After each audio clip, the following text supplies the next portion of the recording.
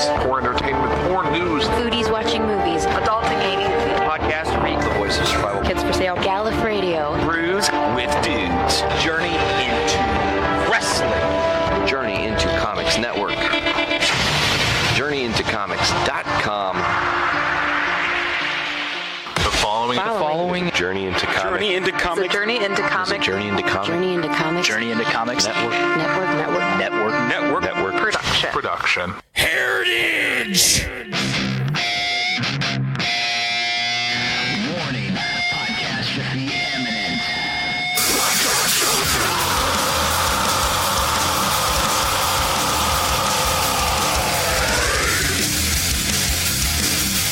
This is Podcastrophe with Dick and Tyler, and we're coming at you with a fistful of heritage on a podcast where anything goes and there are no safe spaces. This is Podcastrophe. What's up, ladies and gentlemen? I'm your host, Dick. This is Podcastrophe. I'm joined by Matt Wilcox again. He's back again. 3 weeks in a row. I live here now. That's 3 weeks in a row, right? I think so. Damn. And, of course, Tyler is back. I made my return. I caught on fire today. You caught on fire today? Mm-hmm. I was cutting big pipe with a grinder again. Hold on. You couldn't come last week because your back hurt? And today I caught on fire. But you caught on fire today and you made it? Yeah. You fuck. You gotta pick your battles, man. But, so, a little bit of backstory.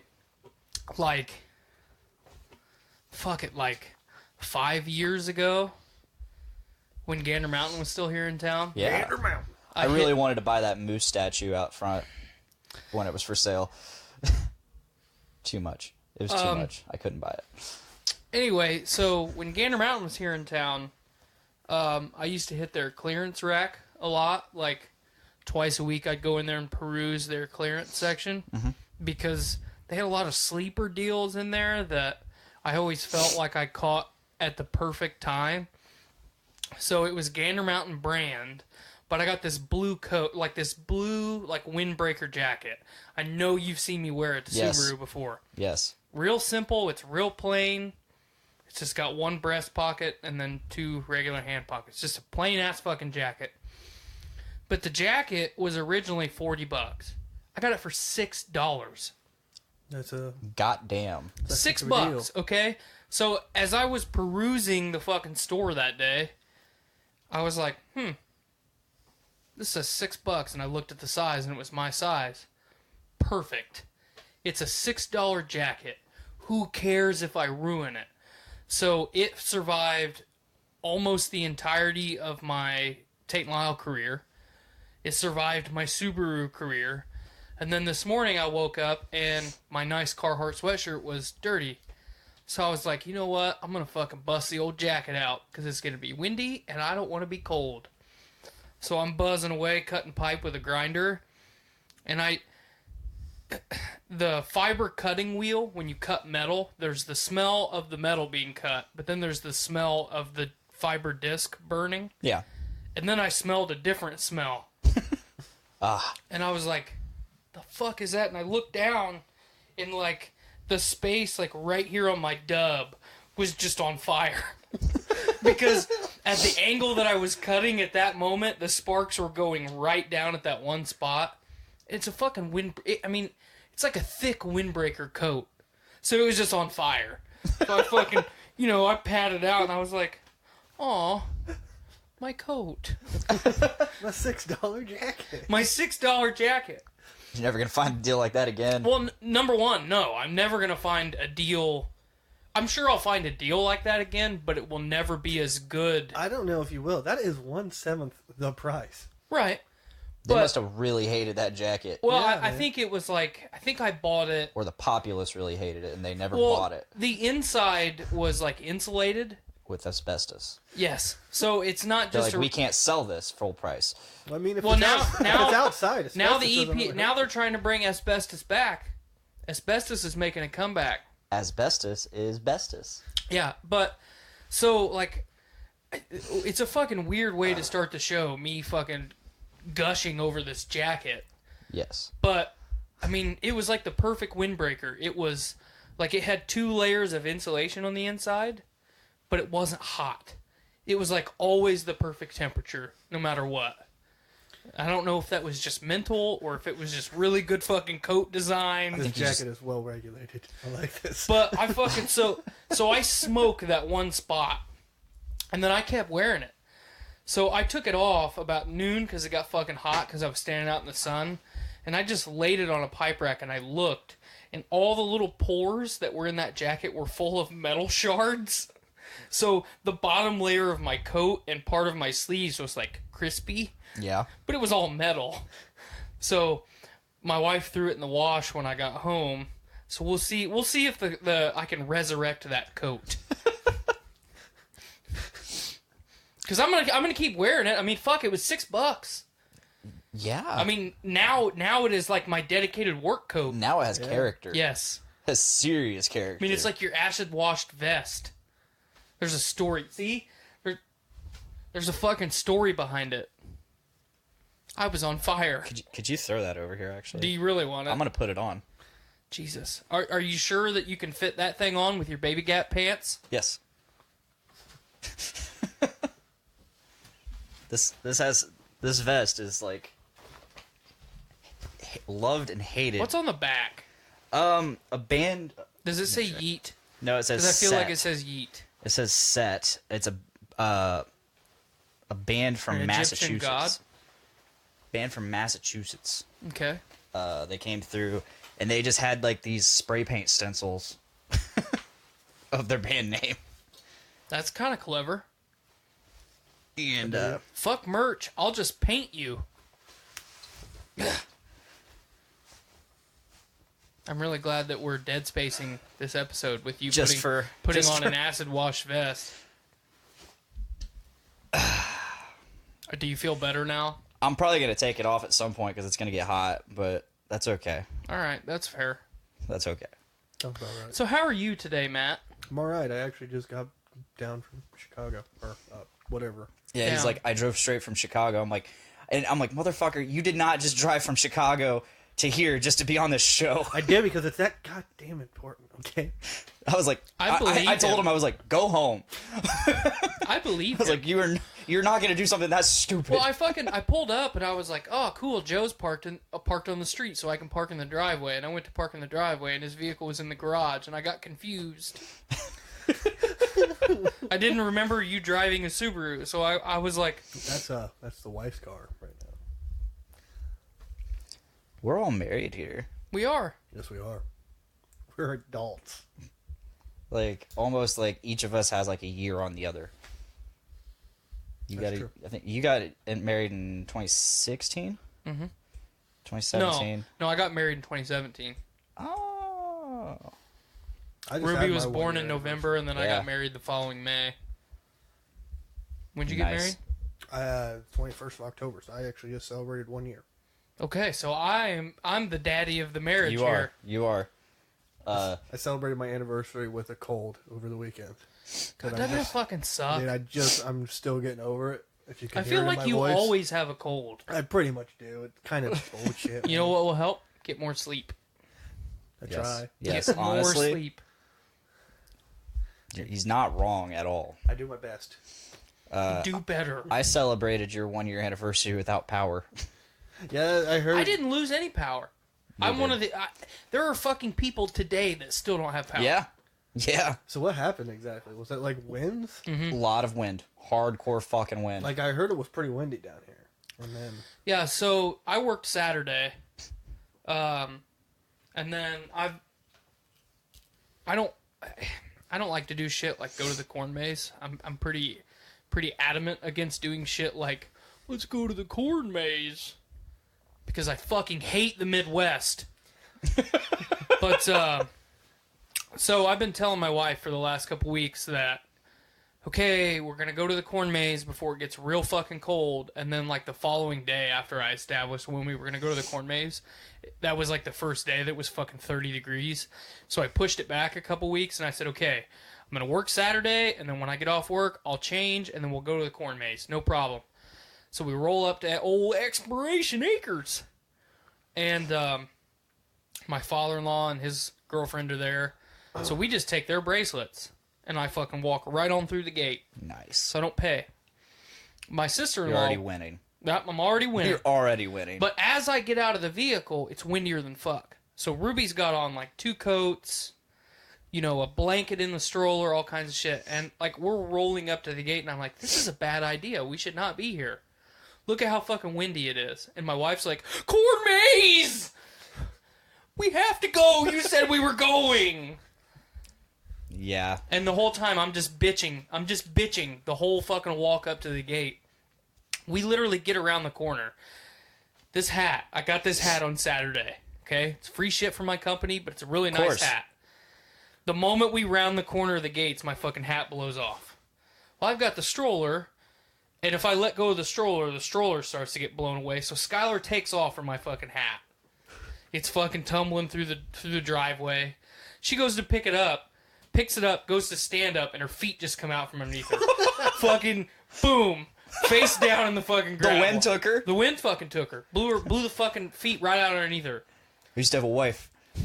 She died. Died in the wind. In the wind. Lots of clothes. No wife. But, so she gets up. God damn. And I look at her and I was like, do you see? Do you see?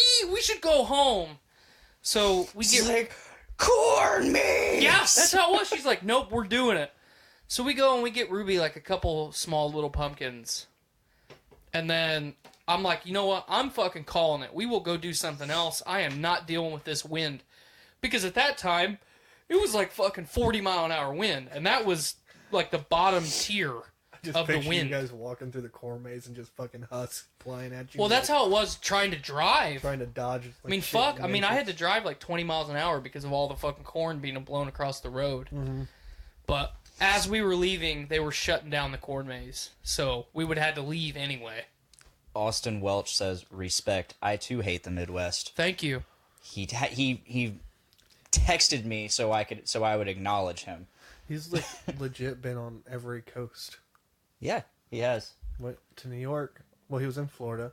Went to New York, and then went to California. I have also lived on every coast. My God. Including European. Yes, I've also lived on the Atlantic coast of Europe. And the Mediterranean. So yeah, we didn't have power. Coast to coast. We were sitting there trying to watch Won't You Be My Neighbor, and the power goes out. How is that show? We'll get there. All right. We'll get there. I thought one was Cedric the Entertainer. No. Very, very no. Power goes out. I thought the same thing. We're all hanging out, and at this point, we're just hanging out waiting on Pod Daddy Nate to come by and sign our marriage license, as he forgot to at our wedding. And so we're just chilling, you know. He finally does that. We're like, all right, we're going to go get some food. Can't remember what we did after the food, but we did something. Things. I can't remember at this very moment. What did we do? What the fuck? I don't know. I don't know either. I don't know what Because you we did something. Oh yeah, we went Evil on Erie. Went to that. Mr. Dave Linder joined us. He was part of our 4-person group. And it was me, Ethan, Miranda, and Dave. Okay. And Miranda was like holding onto the back of Ethan's jacket. Which, by the way, we need to get Ethan on here. Okay. And me and Dave were just cracking jokes the whole way through. Ethan was like in front, and he was like legit getting like scared. he was like, he would go into a chamber or a room and check the corners, like clear the room and then I go fucking in. hate haunted houses. Oh yeah, they're too, stupid. They just make me fucking mad. They're stupid. It's whatever. Miranda was trying to get me to go with them Yeah. last week, and I was like, I can't. And she's like, why? I was like, I got kicked out. And she's like, why? I was like, I've been like kicked out of like every haunted house I've been in. Yeah, I'm They're not a just fan dumb. of them. They're just dumb. I'm not a fan of them, but I went because I knew she wanted to go, and It's a waste of money. it's just what you do. I want to see the new Halloween. Speaking of scary stuff, I do too. I was gonna go see it this past weekend, but like I said, I got sick, and I wasn't able to go, which made me quite sad. I think Skylar and I might go see it this weekend. But anyway, Anyway, proceed, so- good sir. We go to the vault for like maybe half hour, come back. She had to work at possibly 2 a.m. or 4 a.m. or 6 a.m. The 2 or 4 was like voluntary, 6 is normal shift. So we get home, power's still out. We're like, fuck. I wasn't ready to go to bed because it's like 9:30, maybe 10 o'clock. I don't have to be up at any of those times.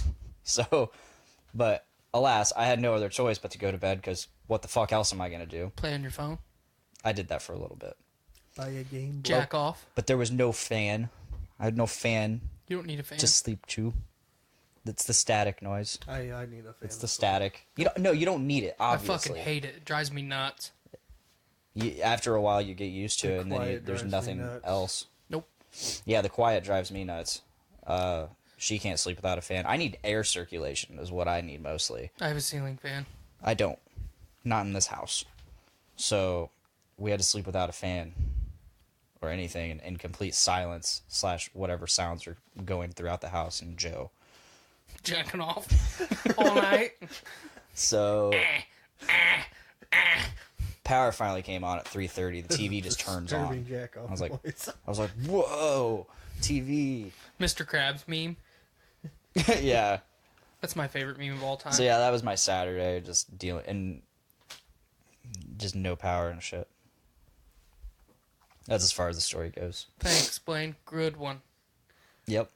Good I one. started the Walking Dead season 8 on Netflix. Oh, season 8. I started season 9 last weekend. I watched the first episode and I was like, I don't care anymore. I stopped watching it season 3. So I'm probably not gonna watch it. I mean, I'll get caught up eventually. Like okay, so I'm in a 5-year apprenticeship. It is like statistically impossible to go your whole career without getting laid off. You know, economy, you know, job market, blah blah blah You're blah. just saving it for then, huh? So, at some point in my 5 years, I am going to be laid off for a couple days at least. If I don't travel. Because anytime you get laid off, you have the opportunity to go to other jurisdictions and work. So I could go to Indianapolis and work. I could go to Kokomo and work because that's another local jurisdiction than this. I could go to another state and work if I wanted to. Go anywhere. But you can sit at home and you don't have to go. So I'm just waiting for that opportunity to then get caught up on all of the shows that I'm behind on. Pod Daddy says read the comics. # better than all. Oh yeah, I mean I've read a lot of the Walking Dead comic, but you know, when the Walking Dead first premiered, okay, I had read a little bit of the comic prior to that, and I was super fucking excited because you know that was in the early 2000s, Yeah. early to mid 2000s when Zompok was fucking everywhere. God, I hated it so much. No, I loved it. I loved hated it. I was Anything oh, God, apocalypse, I'm I was done fucking- with it. I hated it. I used to watch shit like fucking Doomsday Preppers, and I mean, I was fucking in it. Like, yes. And The market just became so saturated with it, and I yeah, hated but it. I mean, it's like any other. Every other market is saturated with its same shit. You know, I mean, fucking look at Luke Cage and Iron Fist. You can't tell me that's not fucking saturation because it is. They just both got canceled. They both got canceled. In my opinion, all of those shows should get canceled, and then they should just make movies about them, and then people will pay to watch them. Not the Punisher. The Punisher was fantastic. Yeah, but fucking imagine John Bernthal as fucking Silver Screen Punisher. That's what everybody wants. Just give us that. Put some fucking budget behind it and give us that. Okay, Give us that with Spider-Man. we'll get that. We'll get there in a minute because that's where I was going to go next.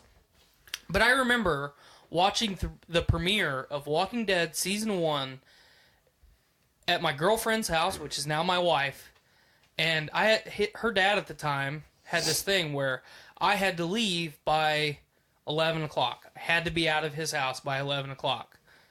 Well, the show wasn't over at 11 because it was a 2-hour season premiere.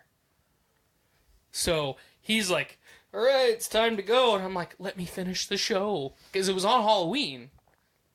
I mean, it premiered on Halloween. Yeah. So, and from that moment on, I was fucking hooked. Like, this is great. this is great fucking material. I like the cast. You know, let's see how interesting the story gets. And then I fucking, without missing an episode, I watched every premiere of every episode for the rest of that season. And that first season's, you know, kind of eh. Mm-hmm. But the way that fucking first season ends, yeah, it's like, oh my god, I have to keep watching this. Oh, that's the season ends at the CDC? Right? Yeah, that ends with When they blow everybody it up. getting out of the CDC, and then the fucking the cleanse happens within it, and it explodes. But like, I am so fucking amped up about this. I loved the first episode. Not necessarily. It was kind of a dry episode, Well, yeah, but I loved the cinematography. there's of it. so much shit going on in that first episode. Yeah, there was a lot of cool just shots. Well, just that opening scene when he fucking walks out of his hospital room, and there's the door that's fucking chained shut. Yeah. That just that still image is one of the most iconic images in fucking television, period. My opinion. You know? I just love how they kept going back to that one walker just crawling through clawing through the grass. Mm-hmm. Yeah. And then it just focuses on that in the closing. And Yeah. I was like, that's powerful. I thought it was powerful. Oh yeah, no doubt. I thought that, super powerful shot. But, so, I watched all the way up until season 3. Skylar fell off, you know, because she was working nights on and off at the time. And then I started working at Tate & Lyle, and I couldn't always catch the premieres, and then I got even more behind. And then I think I've told this story on the show before. I was like, okay, look, we're going to watch an episode a night from season 1, and this was like back when season 6 premiered. We're going to get caught up, no problem. And we made it about halfway through season 2, and she said, I can't do this anymore. It's just not interesting. So then, you know, I've got Game of Thrones, The Walking Dead, the CW shows that I can't fucking stay caught up on because now I'm like 9 seasons behind on those. Hey, you don't need to pay attention to those. They're awful. I liked dig the 'em. first couple seasons of Arrow. The first couple. Yeah. That's really all you got to But watch. you know, I mean, I They- like what's they his have name? their What's off his name? seasons. Fucking Diggle? no. It's Amell, right? That's his last Stephen name. Amell? Stephen Yeah. Amell. Yeah, I like him. I thought that was a really good casting for Arrow. I just think it's a Batman Oh, show. he was terrible in That's Teenage all Mutant it Ninja Turtles. Right. Oh, man, that was bad. I mean, that movie overall was terrible, but his portrayal of Casey Jones, fuck, that was bad. My whole thing with like The Walking Dead and like Arrow is like they just continue to add characters I don't give a shit about. Like Walking Dead, like this has just become so saturated with these like minor characters since season 3, really. Like Yeah. season 2, Yeah. like you get introduced to like Herschel and Maggie and those, but like Those to are me, all really those good were characters. like essential characters, Yeah. you know, and like it's still kind of building up the whole group. And then all of a sudden, it's like season 3 on, it's like, we cleared this prison. We met these 3 guys. They're a part of our group now. Hey, you want to be a part of our group? You got cannibals chasing you? Come be a part of the group. Like, it's just became so oversaturated with characters I didn't care about. And then, like, my problem with that season 8 premiere was, like, for one, it's been a year since I've seen season 7. Yeah. So I don't really remember fully what's going on, but I was just like watching it and I'm like, wait a minute. What the fuck is happening? Like they keep like switching timelines. Yeah, it seems. that season 8 premiere was just flashbacks. And I was just like, dude, fuck this. I don't care. I just want to see shit go down between Negan and Rick at this point. Like, Well, show it I to mean, me. just Negan. I mean, you don't need to say anything other than his name because he's the perfect character. They cast the perfect actor for the perfect they character. did. But like when I quit watching, when Skylar and I quit watching the second and third time, because I tried that twice, the watch an episode a night thing, and the second time we didn't even get through season 1. And she's like, I'm not interested in it anymore. So, my favorite character was and always will be Shane. So once Shane left the show, you know, I kind of lost interest in it from that point on because Yeah. I have never really cared for Rick as a character. Rick's my favorite character, but Shane was my number 2. Rick goes because, back and forth. like, Shane is me. If we were that group, I would be Shane. You would either do what I said or you would fucking die. And you would have to kill me because the survival of the group is more important than feelings. So I always related to Shane a lot because he put survival above everything. Just like I believe the workplace is no place to bring feelings, the fucking apocalypse is not a place for feelings. No. You either survive or you don't. So at least up to a certain point, yeah. Right. I mean, if you're like if you're consistently fucking eating people, like, okay, let's really step back and think about what we're doing here, because that is definitely the fucking wrong path to tread. But you know, that fucking powerful scene when he storms the barn, and just fucking starts fucking doming all those zombies, like, that is what I would have done. Yeah, no, I agree. I am here. My life is more important than yours. Do not fucking hide this from me. Oh, yeah. I've had enough. Yeah, and then, of course, little... Carol's daughter. Yeah. Carol's daughter fucking walks... Sophie. Well, yeah, Sophie. And she walks out, and you're just like, oh... That's crushing. And it's fucking crushing. You're on high emotion. I mean, they've already basically kind of cut the sound and slowed things down.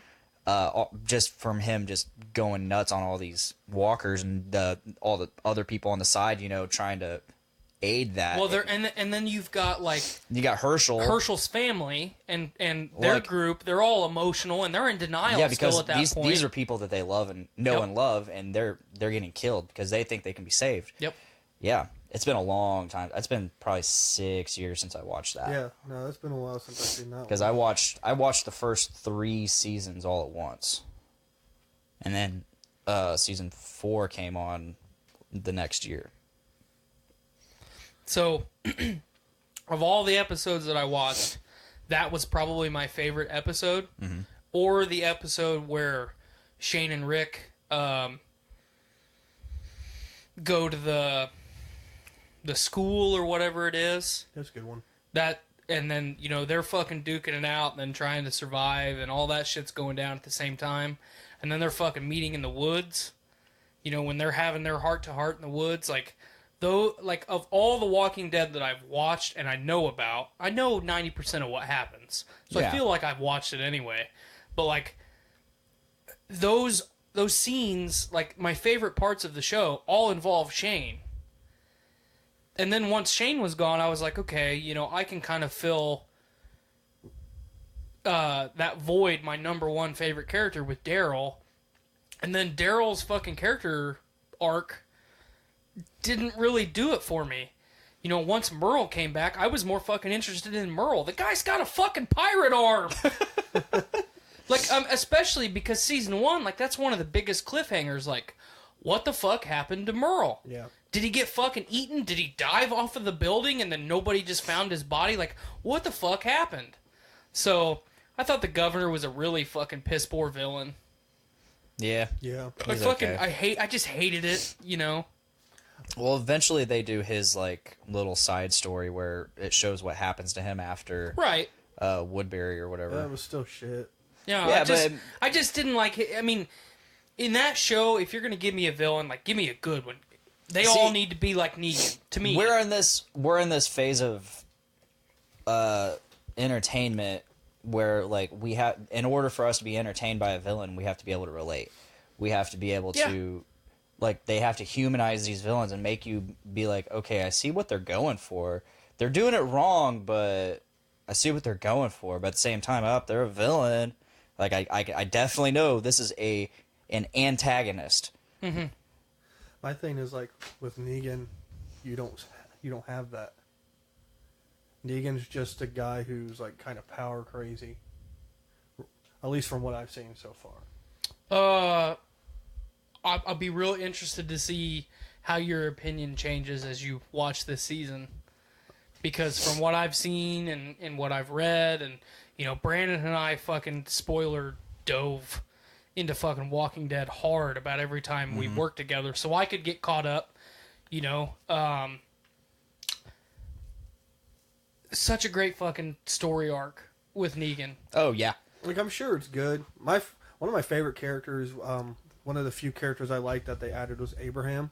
Yeah, Abraham was one of my favorites too. I thought Abraham was good. My favorite episode is the one where, basically the episode where Shane turns.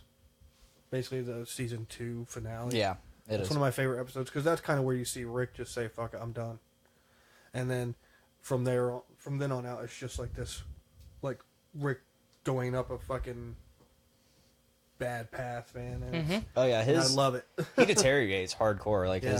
his psyche just deteriorates, and you see him lose it slowly. Like he becomes slowly. more like Shane. Yeah, later he in the season, does. and I love it. But then, as the show progresses, he goes back to being Rick again. Yeah, He And does that's this up and down thing. that's why I never really dug the character.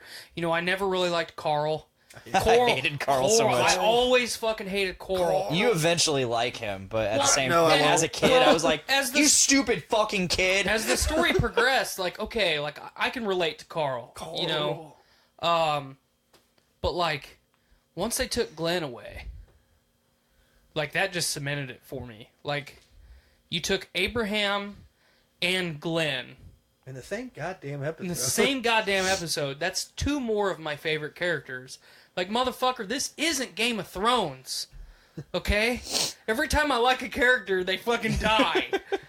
Stop! Oh, and they fucking cock teased the fuck out of Glenn's death, like all with like that for dumpster shit? 2 or 3 seasons. Like shit just kept happening to him, and you're like, "No, not like this.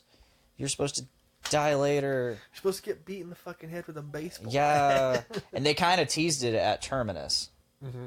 They teased it at Terminus. God, that the fucking Terminus episodes are some of my favorite, too. Yeah. It's just fucking good shit. I just, like, I don't know. Walking That scene Dead where for they're me- all on their fucking knees. Yeah. And they're gagged. God. Yeah, like, I mean, for me, Walking Dead just kind of once they got to Alexandria, it started going down for me. Yeah, it's a little stale, but I keep watching just because I'm hoping that it'll get good.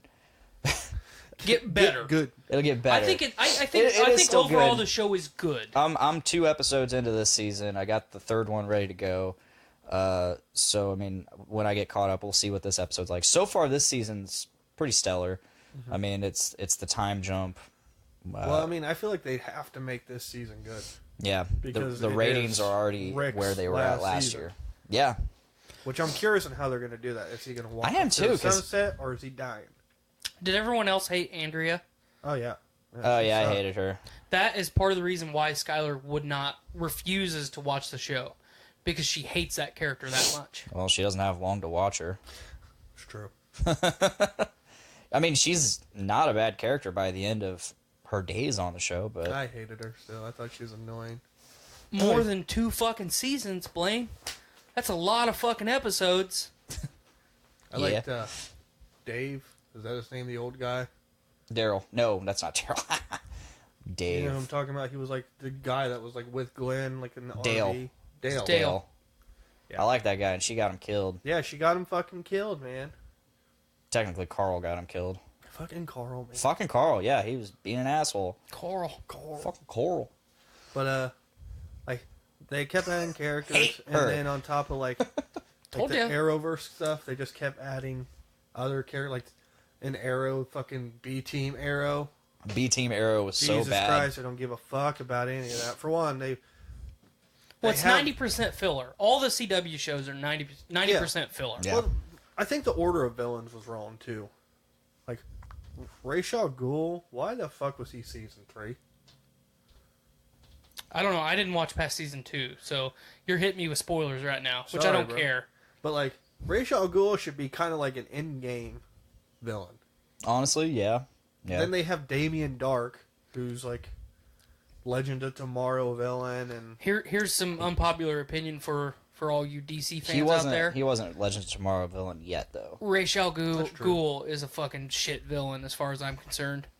Like, I don't ever need to see anything involving him ever again. Ever. I mean, I somewhat agree. Just give me more Deathstroke.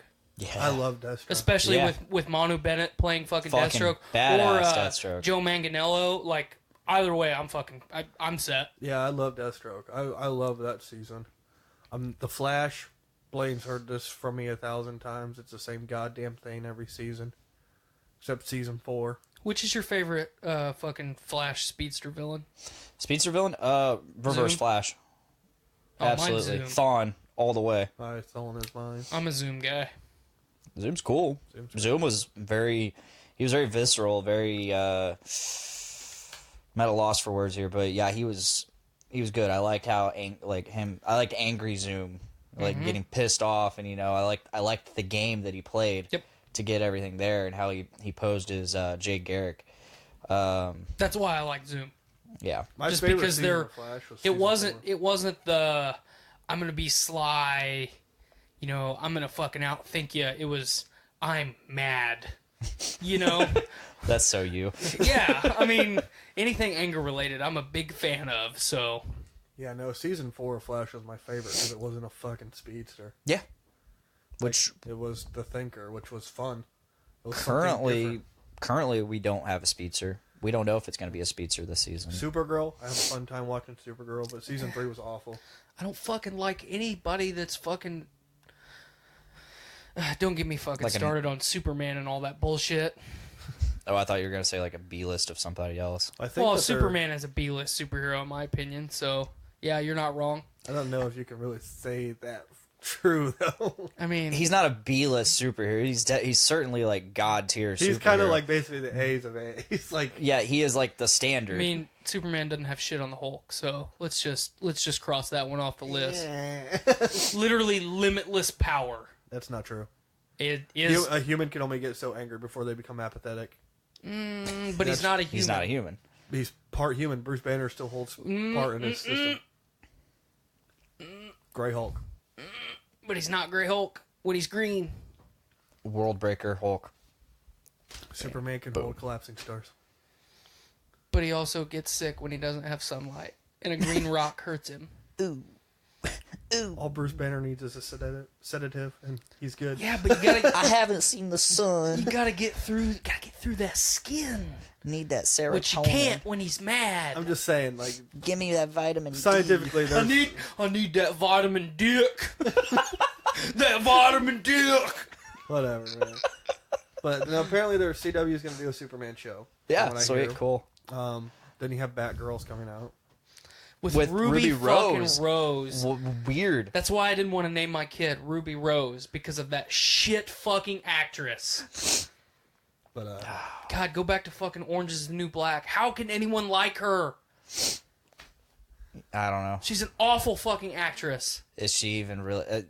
She's not even much of an actress. She's Yeah, been she like, is! She's been in like 3 things. She's been in fucking TV shows, movies. How many? I've only seen her in Orange is the New Black and she's The known Meg. more in Australia, from what I've Okay. understand. Yeah. And they don't matter. I don't know, In tell terms that- of their- tell that to Chris Hemsworth. And in terms Liam. of their television, like, who gives a fuck about Australian network I mean, television? one of my favorite actors of all time got famous from Huge Jack being fan. well that. But I was gonna say Andy Whitfield, but But he came over here though, and did the things. But yeah, like I was saying, all the CW shows suffer from the same problem. Just like they just keep bringing in people. I don't. you're gonna give a loop fuck Gotham in about. with that too. That's not No, CW, because though. that's not CW. That's Fox. But Oh yeah, you're right. I don't watch. Well, that's why I Gotham. said you're gonna loop that in. Would you? I should have said, would Gotham, you in my also opinion, loop shouldn't that exist. in too? Yeah. Gotham to me is like this is the biggest slap in the face to any Batman fan ever. Which isn't a bad thing, because Batman's also a shit superhero. But I mean, let's just cross that one off the list too. This guy. He's a DC guy, so. This guy. I like DC villains. The fucking heroes are terrible. You know what? You know what would give me a fucking hard on for fucking DC TV shows? Give me a fucking live action Batman Beyond. I would love that. Like Yes. Like that is Batman done right. Batman. Fuck that. You know what I find amusing about Batman Beyond? The voice of Terry McGinnis was the guy that played Eric from Boy Meets World. Yep. There's actually an episode of Boy Meets World where he says, "I'm Batman," and it sounds exactly like Terry McGinnis. and I love Nate it. Phillips says, side note, Titans is badass. And I don't know if I can even. I'm stomach not. to watch Well, it. I'm not gonna watch it. I'm not even gonna try to pirate that because it looked like garbage. It looked like hot garbage. It looked like really hot garbage. I don't want to see Titans. I want to see fucking Teen Titans. Fucking goofy. I'm fucks. ready for not Injustice. Young Justice season 3. Finally, it's a good animated show. If you guys Yeah. haven't seen it, check it out. I just got spoiled with animated shows between original 90s Batman and fucking 90s Batman Beyond. Superman, Batman Beyond, and Justice League. But Young Justice, you won't be disappointed. It's really good. Part of what made me just have a bad taste in my mouth for the hot garbage that is not Teen Titans, is Titans, is the actors that they cast for Yeah. each role. None of them were good. None of them were good. No. Like I don't. I fucking see, hate Beast Boy anyway. Me too. I just don't see any of those characters or any of those actors being those characters. Whatever they brought out for that trailer and the people that they cast, I look at them. Obviously, I haven't seen the show. Obviously, thought the trailer was garbage. I just don't see those actors being them. I don't. Those are not those characters. My thing is, I don't even want to see those characters. The only one I really like is Robin. I like Robin. I like Raven. And the only Raven's Robin pretty I cool. want to see is I want to see basically Dick Grayson turn into Nightwing. Yeah. And then I want to We see need some good Nightwing shit. I want to see Damian Wayne Yep. because Damian Wayne will fucking murder you.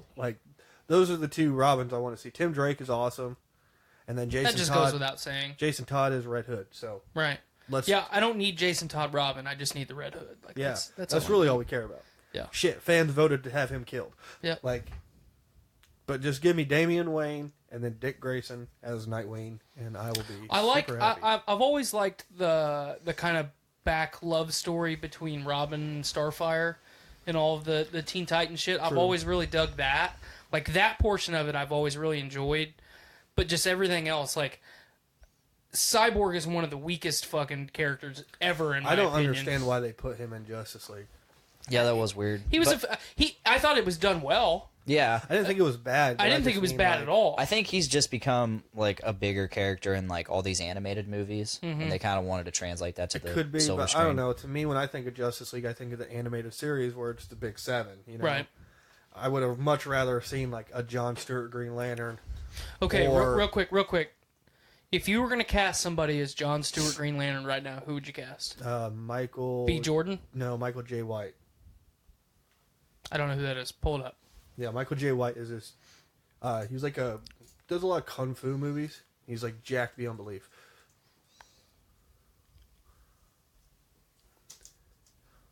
Everybody says Idris Elba, and I don't like No, that. I was... oh, okay. I know who he is. Yeah, this guy. He played Spawn. Yep. No, he didn't play Spawn. Yeah, he did. Did he play Spawn? Mm-hmm. Yeah, he played Spawn. But I would cast him as a Jon Stewart because hey, he's jacked. He's got the voice. And then I don't know, I just think I he think played Michael B. well. Jordan would be a good fit. I did too. Let's not cast him as Superman. Let's let him be Jon Stewart, Green Lantern. I would like that. Give us a good... Well, now we're going to have fucking Tom Cruise as Green Lantern, so I'm also okay with that. I'm not. I am. I like Tom Cruise. I'm not a big Tom Cruise fan. I don't know. To me, I'm just I want Jon Stewart Green Lantern instead of Hal Jordan. Or I would like to see Guy Gardner Green Lantern. Yeah. I think that would be pretty cool. Obviously, tangent upon tangent upon tangent, but if we're going to do Green Lantern shit, in my opinion, whether it's Hal Jordan or Jon Stewart or Gardner, it doesn't matter. I'm going to be happy with anybody because I really like the character, but I want to see a lot more interaction with the rest of the Lantern Corps. Yeah. No, I agree. Especially fucking Red and Yellow. Give me some fucking lore and mythos for fucking Green Lantern. You're just not the only one with this fucking power. There are thousands upon thousands of people that have the fucking power that you have. That was the problem, I think, with the Ryan Reynolds movie. Is Other than the script. that too, but they didn't really give us any explanation as to why there were these things going on in the background. like Sinestro, like the credit scene where Sinestro puts on the yellow ring. You're like, wait, where the fuck did the yellow ring? I thought it was a come red from? ring. No, it's yellow. Because it's the Sinestro core. But yeah, you're just like, why? Where the fuck did the yellow ring come from? There's yellow rings, like. Ah, yeah, you're right. You're right. If you don't know any of the like kind of background behind the character, you're kind of thrown a curveball there, and like there's not really any indication that Sinestro's an asshole in the movie. Other than him slightly being like he's just kind of like a cocky douche. Yep. But that can be just right. He can just being a cocky douche. I'm the veteran Green Lantern guy here. Like, so. He was Michael J. White was the dude that was after Heath Ledger's Joker in Dark Knight. Yeah, he's the guy that got fucking. I see that. Cut. Yeah. Yeah, no, I would cast him as like a Jon Stewart. I would like to see John Jones, Martian Manhunter.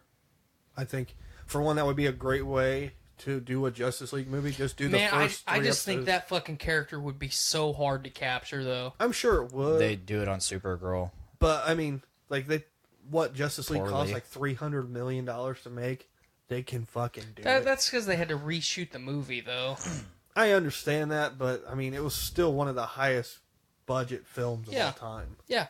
So like, just do it, especially if you're gonna do all that CGI for fucking Cyborg. So Yeah. I would have cast those two instead of Cyborg itself. How do you feel about the Aquaman movie coming up? I'm excited. And You're I know a Jason Momoa fan, I take it? No, actually, I'm not. He's a cool dude, just from all the interviews and stuff I've seen. He's a really fucking down-to-earth guy. like he seems like a cool guy, but I like Aquaman. All the people that are like, "What are you gonna do? Caught a fish? Yes. Yeah, he'll Well, fuck you up with that fish too. Watch Justice League, and then watch fucking Aquaman give Steppenwolf all he fucking wants. Yeah, dude. Aquaman, like He's a half fish man, and he's fucking Steppenwolf up by himself. well, Aquaman can without stand the toe to toe trident. with Superman, man. Like, Yes. like he's physically like able to compete with Superman for a bit, and then on top of that, like one thing I didn't like about the Momoa character in Justice League was he was kind of like, "Hey, what's going on? I'm a surfer dude." I'm hoping that changes a little. No, it does. I mean, you It's watch it'll watch be an enough of the arc, trailers, yeah. So I think the character development that we've seen just from the trailers is enough that, okay, you know what, I'm sold. One of my favorite villains in DC is Black Manta. Black Man, yeah. So the moment I saw that Black Manta was one of the villains, now whether he's, just a pawn of the main villain, which is what I've kind of gathered, either way, I don't fucking care. I like Black Manta, so I'm fucking seeing this movie no matter what. I hear a lot of people be like, "Oh, it's a copy of Black Panther." Every movie's a copy of some other fucking movie. Well, and let's just cross this one off the list, too. That's the theme. Black Panther was not a very good film. Let's just say that. You and I have agreed on this multiple times. I liked the film. It was enjoyable to watch. Yeah, it's not the greatest fucking movie of all time. It's not what everybody's made it out to be. And the Basically, cinematography not. was shit. Basically, Black Panther, all it is a copy of Lion King 1 and 2. Yes. Yeah. That's all it is. Yeah. So And Lion King is a fucking copy of a German cartoon from the fucking 70s. it's a copy of Hamlet from Shakespeare. Thank too. you. So, I mean, Cross a They- couple more off our list. ideas just get recycled and recycled. Oh, yeah. Look at the movie I Am Legend with Will Smith. Yeah. That is the most copied and remade script, story, fiction Funny, I was thinking about that movie earlier today. of anything in history. That story has been remade more than every other film put together. I was so disappointed with that movie. God, I fucking liked it. I liked it. I was just very disappointed in general with. Did you see it opening night with us? Yeah, we went opening night. Oh man. So opening night, we get there and we're like there like pretty last second, so we get very front row. And this isn't going to be racially charged. This isn't going to be stereotyping, but we had a row of black folk behind us. And so the movie starts. That we get through all the previews and all that shit. The movie starts. You're in that opening scene where he's hunting In his Mustang. in his Mustang In the streets of New York. in the streets of New York. I think it's in New York, right? Is that Yeah. where the city? The whole theater's quiet. Not a sound. Not a peep. You could hear a pin drop. You could. You could. I did. That's weird. Oh no, I dropped my safety pin. So he finds his prey. What he's hunting. He's chasing a whole fucking herd of deer. Yeah. And that's when the talking begins. The guy behind me. God, yeah. The guy behind me goes, "Oh, dude, he's hunting some deer, man." Fuck, he was into it. He's like, "Oh man, he's fucking hunting some deer right now." And then the other guy, the guy next to him goes, "Nah, man, that ain't no deer." He goes, "What?" "That's no deer. That's an elk." "What?" That's an elk, dude." "How the fuck do you know that's an elk?" "Look at its tail." You told me this story before, and it's fucking funny every time you tell me. "What the fuck do you mean, look at its tail?" "How the fuck do you know that?" "Fucking Nat Geo, man." Nat Geo, yeah. I remember that. And I'll never forget that, because I mean the rest of the movie was just like your typical viewing experience, like, but like that stuck with me. Shit, man, look at its tail. So That's an elk. on topic, we got news this past, or either late last week or over the weekend. Wonder Woman 1984 got delayed Ooh, until 2021, I believe. Oh, wow. I yikes! thought it was supposed to come out next year, wasn't it? Wow. They pushed it way back. Wonder why. I don't know. I think there's. Oh my god. So being a DC fan, you know that every couple of years in their fucking comic universe, they have to reset everything because they're not happy with the fucking path that they have tread up until that point, and all the stories that have converged into a hot pile of garbage. They just have too many different writers. Yes. They have such a lack of continuity. Yep. So, which is okay. Which I think is okay as long as Crisis on Infinite Earths. for each, I'm going to say basically each product line, you market it in a way that be conscious of the writer, of the material, and then, you know, don't just say, okay, Matt Wilcox wrote Batman, I'm just going to say just vanilla Batman issue 1 of this new generation. And Blaine writes Batman The Dark Knight Returns from the Undead, Volume 1, in that same fucking product line, and then somehow allow it to fucking mismatch and overlap. I mean, you have to keep it separate in a way that if I'm the consumer and I go to the comic shop or I buy them off Amazon or whatever, I know that Matt Wilcox's story is the one that I want to keep reading. And then Fuck you, Blaine. and then the shit that he's reading doesn't muddle what you're writing. Yeah, see the shit Honestly, you're doing. like what I was writing was garbage to begin with. But you understand what I'm saying. Like, I think that's I wouldn't read what I wrote. I think that's a lot of DC's problem is consumer A is trying to buy shit that writer A is writing, and then they want to be more involved in the character, so they branch out, and then they're upset with writer B, C, and D, and then they just fucking shit on it all and say, well, I'm not going to buy any of this Well, because it's 3 hard out as of a the comic 4 book writers fan. that I'm buying from are fucking garbage. Yeah, it's hard as a comic book fan because, like, let's say you haven't been into comics for a while, and you're like, "Hey, I want to read something about, like, let's say, you know, Batman or Superman." It's like, where do you fucking start? Yeah. Like, do I start at the New 52 because apparently the New 52 that came out a couple years ago is no longer what they're doing? Right. You know, like you don't know where to go as a fan, and like what you're supposed to read and what's actual story and what's, you know, independent on its own. Like, Right.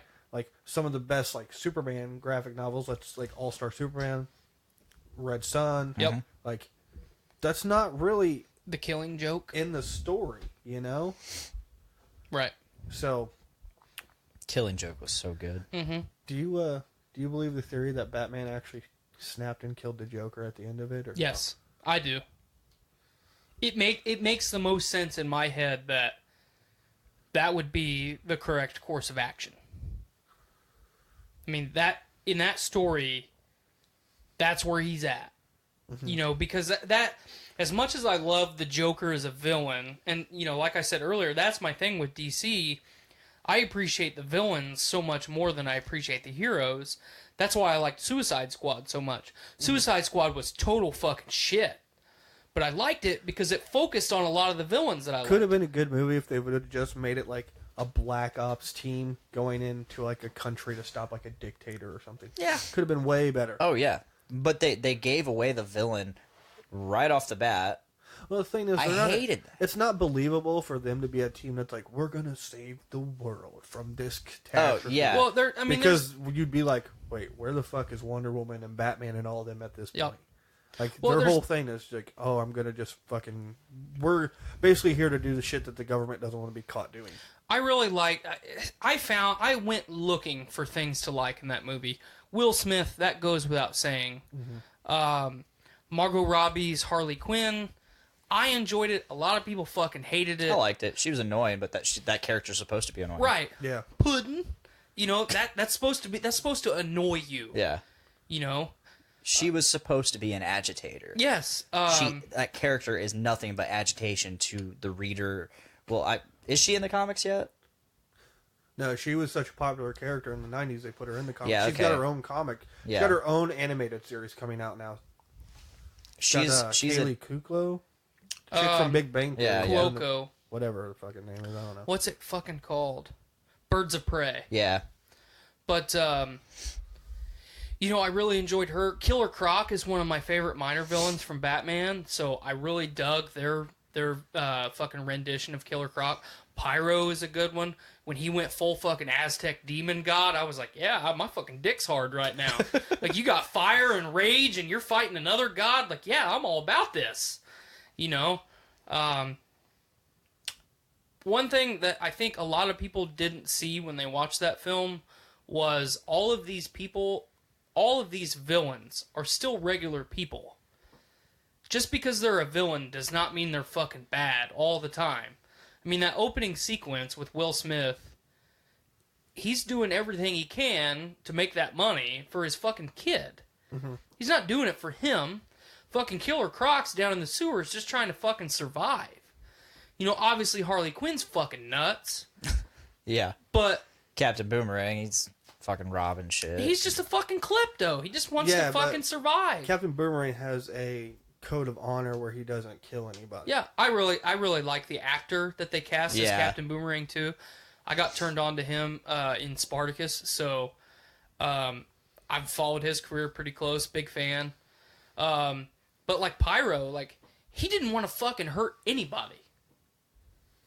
It just happened. Mm-hmm. So then, you know, he's a fucking murderer. You know, he's the scum of the earth. Well, that's not true. He's just a fucking guy trying to live his life. You know? And he can't.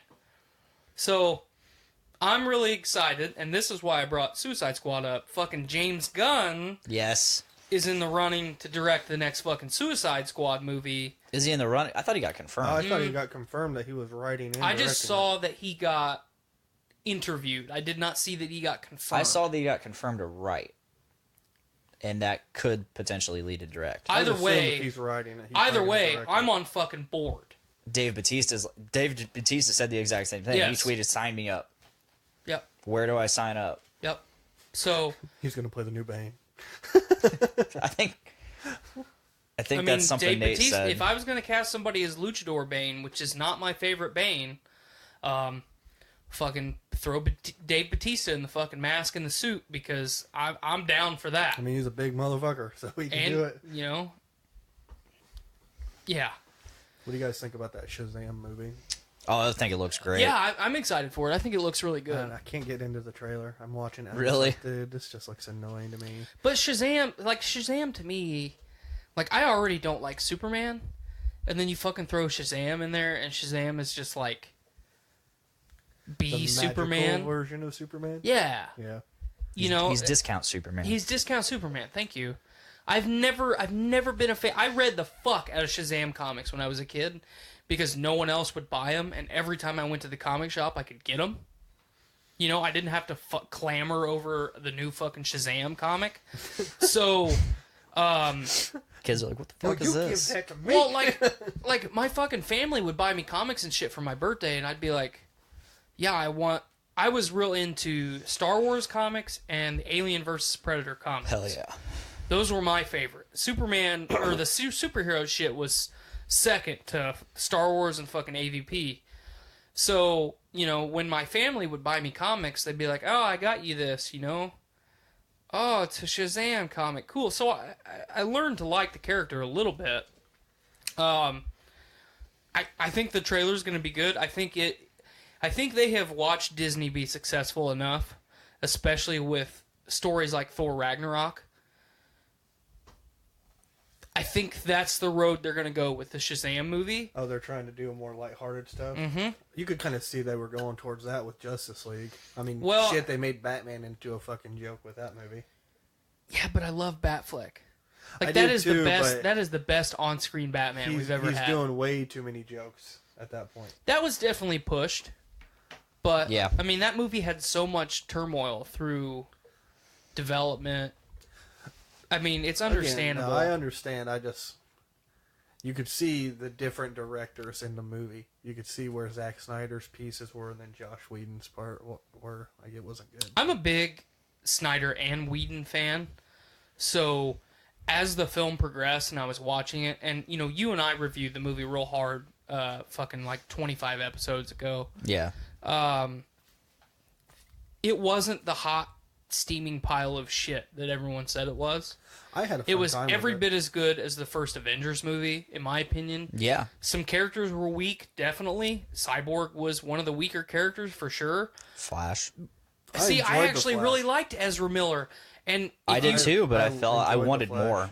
if you Is what I wanted. If you remember back to me, or prior to me seeing the movie, You hate Flash. well, I do hate Flash. I just don't like DC fucking heroes, man. They're all weak. Yeah. Pieces of shit. But I was nervous about Ezra Miller playing the Flash. That's You know, I where I was wasn't. at. I did not want to see Ezra Miller as Flash. Yeah. And I liked it. I really dug it. So, Yeah, I did See, too. my only real knowledge of him as an actor prior was Perks of Being a Wallflower. yeah. And I was like, the movie's okay. It's not the greatest. But I enjoyed The Flash. I enjoyed Justice League. I had a fun time with it. It was basically, I went into it with the same mindset I went into it with Power Rangers. Of, this movie's not going to be good, but you know what? I bet you it's going to be fun. Yeah, Power And Rangers that's was definitely what it fun. was. Like, all these people that went in there bashing the Power Rangers movies, like, did you what'd expect you a fucking expect? Oscar winner? What Like, did you expect? Well, see, you know, Blaine and I, and I think where we're at now, especially after doing this podcast for a year, we both kind of have the mindset. I think I've rubbed off on him a little bit that as long as I can justify the $10 that I spent on a movie ticket and the $80 that I spent on concessions, Yeah. then the Yeah. movie's pretty good. You know, I'm a lot harder on a lot of movies than he is. I But know as long his as taste. as long He as knows. as long as I can have fun in the theater and find things to enjoy, like I'm not just gonna shit on a movie. Was Justice League the greatest film of all time? Hell no. But neither was Black Panther. If you said, hey, here's two movies, and these are the only two movies you can watch for the rest of your days, and I had to choose between Justice League and Black Panther, I'll fucking take Justice League all day. Oh yeah, definitely. Because as good as Black Panther was, I found more things to complain about in Black Panther than I did Justice League. Black Panther was just too dry for me. Yes, was the story weak in Justice League? Absolutely. Was the story stronger in Black Panther? Some would say yes, some would say no. But, I mean, either way, the fucking casting of both of those films made those movies good. Either way, I mean, you could not have changed anyone in Black Panther and the movie been as good as it was. True. Michael B. Jordan's Killmonger, I hated it. But if you would have gave me the same performance with anybody besides Michael B. Jordan, I would have hated it that much more. Batfleck, fucking Henry Cavill as Superman. They're not going to cast anybody better as Superman than Henry Cavill. They might find somebody good, but it's not going to be as good as Henry Cavill. Maybe Matt Bomer. Maybe, and we talked about this 2 weeks ago. That's just because he looks exactly like Right. Henry Cavill. Right. But Gal Gadot. Gal Gadot, thank you, because that's the name that I was trying to find. When she was cast as Wonder Woman, okay, what did everybody think? Oh, it's the Fast and Furious girl. I thought they should. I love the Fast and Furious movies. Lady Sith from Thor. Yeah, that's who I was like. I would have cast her as Wonder Woman in a heartbeat. And I wouldn't disagree with you a bit. But everybody had pretty much the same reaction that I did. Oh, it's the Fast and the Furious girl. Mm-hmm. You know? Like, yeah. How fucking deep can she get in a character? She played a thief. Like, woo. You know? But I don't know anyone that I would cast besides Honestly, her now. I can't see anybody else playing her. Yeah. For sure. Yeah. I mean, seriously. Like, yeah, I got the same vibe with Jason Momoa as fucking Surfer Dude Aquaman. But who else would you cast that's gonna draw people in? Who else would you cast? I can't name one fucking person. You won't also get accused of whitewashing characters. Because I feel like with comic book characters now, it's really hard. Yeah. To have diverse cast, because most of these characters that we know were made in the 1940s and 50s. Right.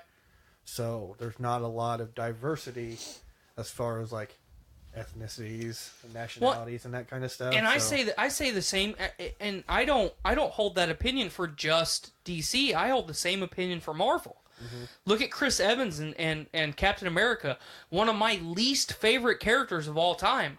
I hated Captain America almost as much as I disliked Superman. Chris Evans was not the first choice for fucking Captain America. First, it was I know John Krasinski. Well, he was number 2.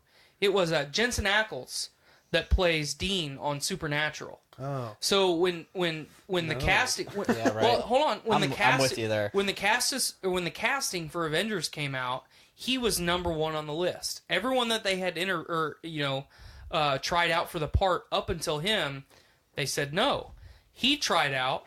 They loved it, and he said, "You know what? I started doing this show Supernatural, and they treat me really well." And they want me to do that more, so that's the route that I'm going to go. Thank you for giving me the opportunity. Who was number 2? John Krasinski. Who could complain about that? I love him so much. Krasinski is fucking awesome, okay? And then, shortly after they interviewed Krasinski, they fucking interviewed Chris Evans. A guy who's fucking known for movies like Cellular. You guys remember that fucking movie? Not another teen movie. Not another teen movie? Not a whole lot of stuff. Fantastic Four. Fantastic Four. Scott Pilgrim. I love that movie, but Chris Evans in that movie was just... I love Chris Evans and not another teen movie. But here's what I'm getting at. He was the same character in Scott Pilgrim. If you would have cast anyone else as Chris Evans, or as Captain America, I would not have dug it. I wouldn't have. I'm sorry. It's the same with Robert Downey Jr. being Yes. cast as Iron Man. Who else is going to play that? No one. That? Absolutely no one. Who else is going to fucking play Thor besides Chris Hemsworth? Yeah. I'm sorry. I mean, there might be some people that could step in his shoes and do it, but no one is going to be that. Bradley Cooper is fucking Rocket Raccoon. They say the same thing about this. I think this is what's the problem with the X-Men now is Hugh Jackman's done as Wolverine. Well, and we talked about that a couple weeks ago. And people are like, "What? Who's going to replace him?" I'm sorry. You can plug and play anybody as Professor X. My opinion. You can't plug and play anybody as Magneto now between Sir Ian McKellen and fucking Michael Fassbender. Yeah. You can't. Because both performances are perfect. Yeah. No, I agree with that. So I'm sitting over here drinking this Candy Crushable from are you aroused? 18th Street, and the more it just sits in there, after I drink it and I just don't do anything, it just sits and salivates in my mouth. The more of a hint of Ass? Lucky Charms I'm getting. Okay. It's weird. I don't know. I thought you were going to say ass, but no. I wish with the kind of the whole DC thing is they just get their shit together, because I don't think as anybody who's a fan of movies just wants to see them do shit, Well, they just need to They really need to nail down the writing, and they need to set a course. I think they need to quit rushing. Well, that's what I'm getting at. They need to set a course, and they need to ride the wave. Mm-hmm. Just let it happen. Don't try and compete with Disney. Advertise your own brand. Say, hey, we really enjoy the Disney films, the Marvel stuff. Check out our stuff when you're not watching their stuff. And fans will go watch it. Well, we've talked about this too, is like, you've got all the big names in superheroes. You're on par. At this, again, I mean, like, when you think of a superhero, though, most people probably think of Batman or Superman or Wonder Woman. Mm-hmm. So, like, you have those big names. You have the draw. So, as you're going into your universe... You have to throw Spider-Man in there, too. Well, Spider-Man might be the only one... That's legitimate. That is, like, a legit, like, up there with those three. I would say prior to the Marvel Cinematic Universe, yes. That's what I mean. Now, prior. Not so much. But that's where I'm getting at. These characters that have been established by the Marvel Universe now are going down because that phase is over. Mm-hmm. Like, Captain America is going to be the Winter Soldier soon, so... Maybe. Or it could be Falcon. Or Falcon, but people aren't going to care about that as much as... Chris Evans. Robert Downey Jr. will probably be stepping down as Iron Man soon. Oh, yeah. Contracts are up. Those characters are going to be done. Yeah, so, like, they're going into the next phase with the next heroes, like Doctor Strange, Captain Marvel. Those aren't as big of names as Superman, Batman, Wonder Woman, Aquaman. So, just let them do their thing. But they have been built up to be. They have, and people are excited for them, don't get me wrong. Mm-hmm. But just let them do their thing, and then just make a good movie. Yeah, that's all we ask. Because all you got to do is you make one good movie. Like, look at how well Wonder Woman did. That might have saved Justice League. How many people were not going to go see Justice League because of Batman v Superman? Yep. I was going to see it regardless. A whole lot of people, though, probably were like, no. Oh, well, not even just Batman v Superman. Look at just Man of Steel. Like, people did not want to see another Superman movie because they didn't like Man of Steel.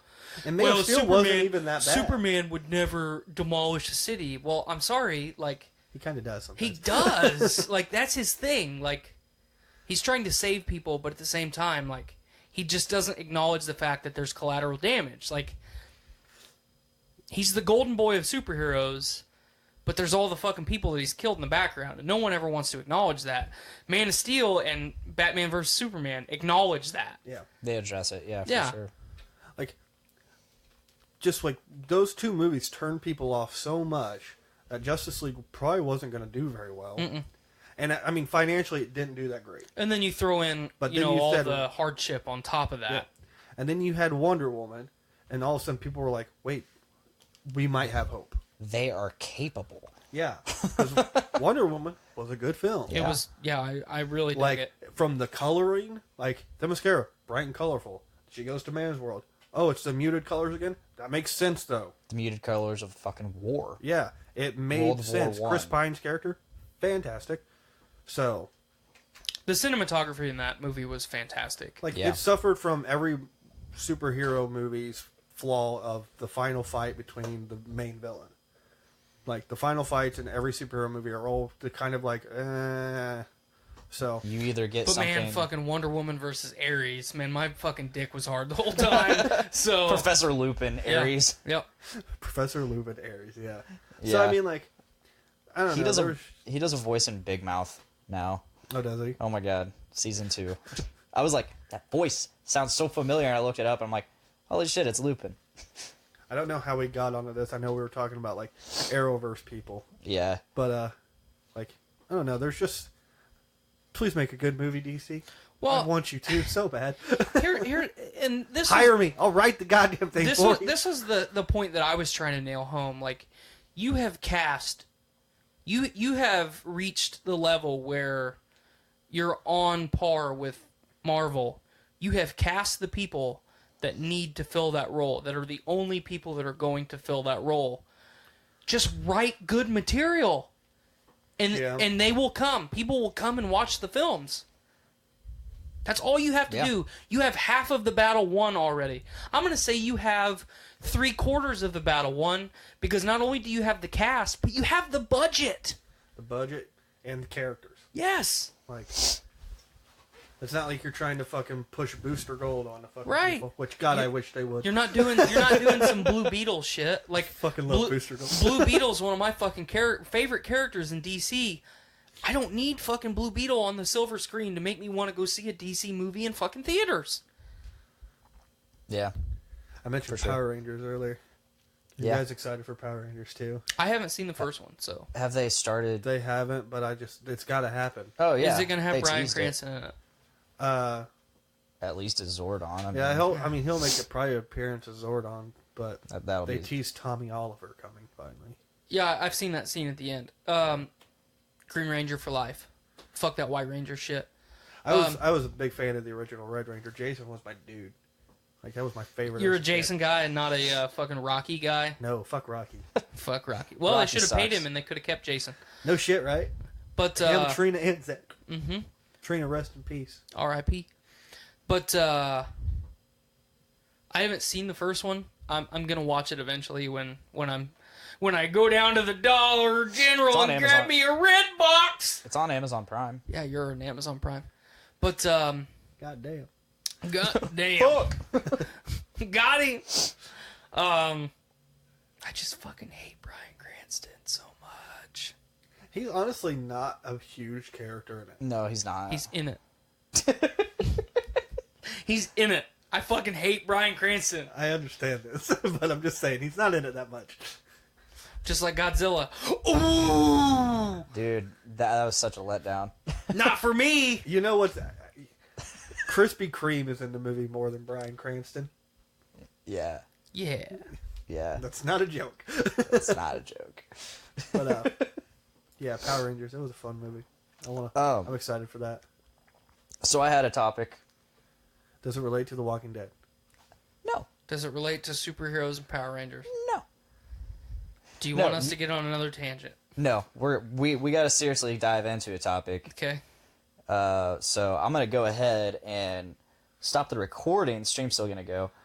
And we're going to start over with the recording and record a new video. Okay, so let me ask you this. Are you going to readjust those waveforms so you're going to be able to fucking, like, casually be able to tell the difference? I'm just going to skim through it. Okay, so no. I'll do my thing. Let me do my thing, Tyler. All right. Why don't you just place a marker? Spread your wings. All right, so now we're recording for the Game Addicts Extra Life stream 2 weeks from now, but they're going to be watching it, so they're seeing it now. I'm going to text you the minutes. You're fine. I got this. No, I'm going to text you the minutes to help you. Like, if you don't want me to help, I'll just fuck off. Do what you got to do. Fuck off, But so we are recording for the Game Addicts podcast. Brando and Mike are probably eating now. They need some food. So we're gonna allow them to do that while we talk some Assassin's Creed Odyssey, which I've been wanting to do this for a couple weeks now. I'm so sorry. You said, thanks, Matt. You sent me a 17-minute video that was comparing. It was two people comparing Odyssey to Origins, and long story short, they went over like all the pluses and the minuses, the cons and the pros, the shortcomings, the positives of both of these games. And it turned out that like they were pretty much at a standstill from both of those people.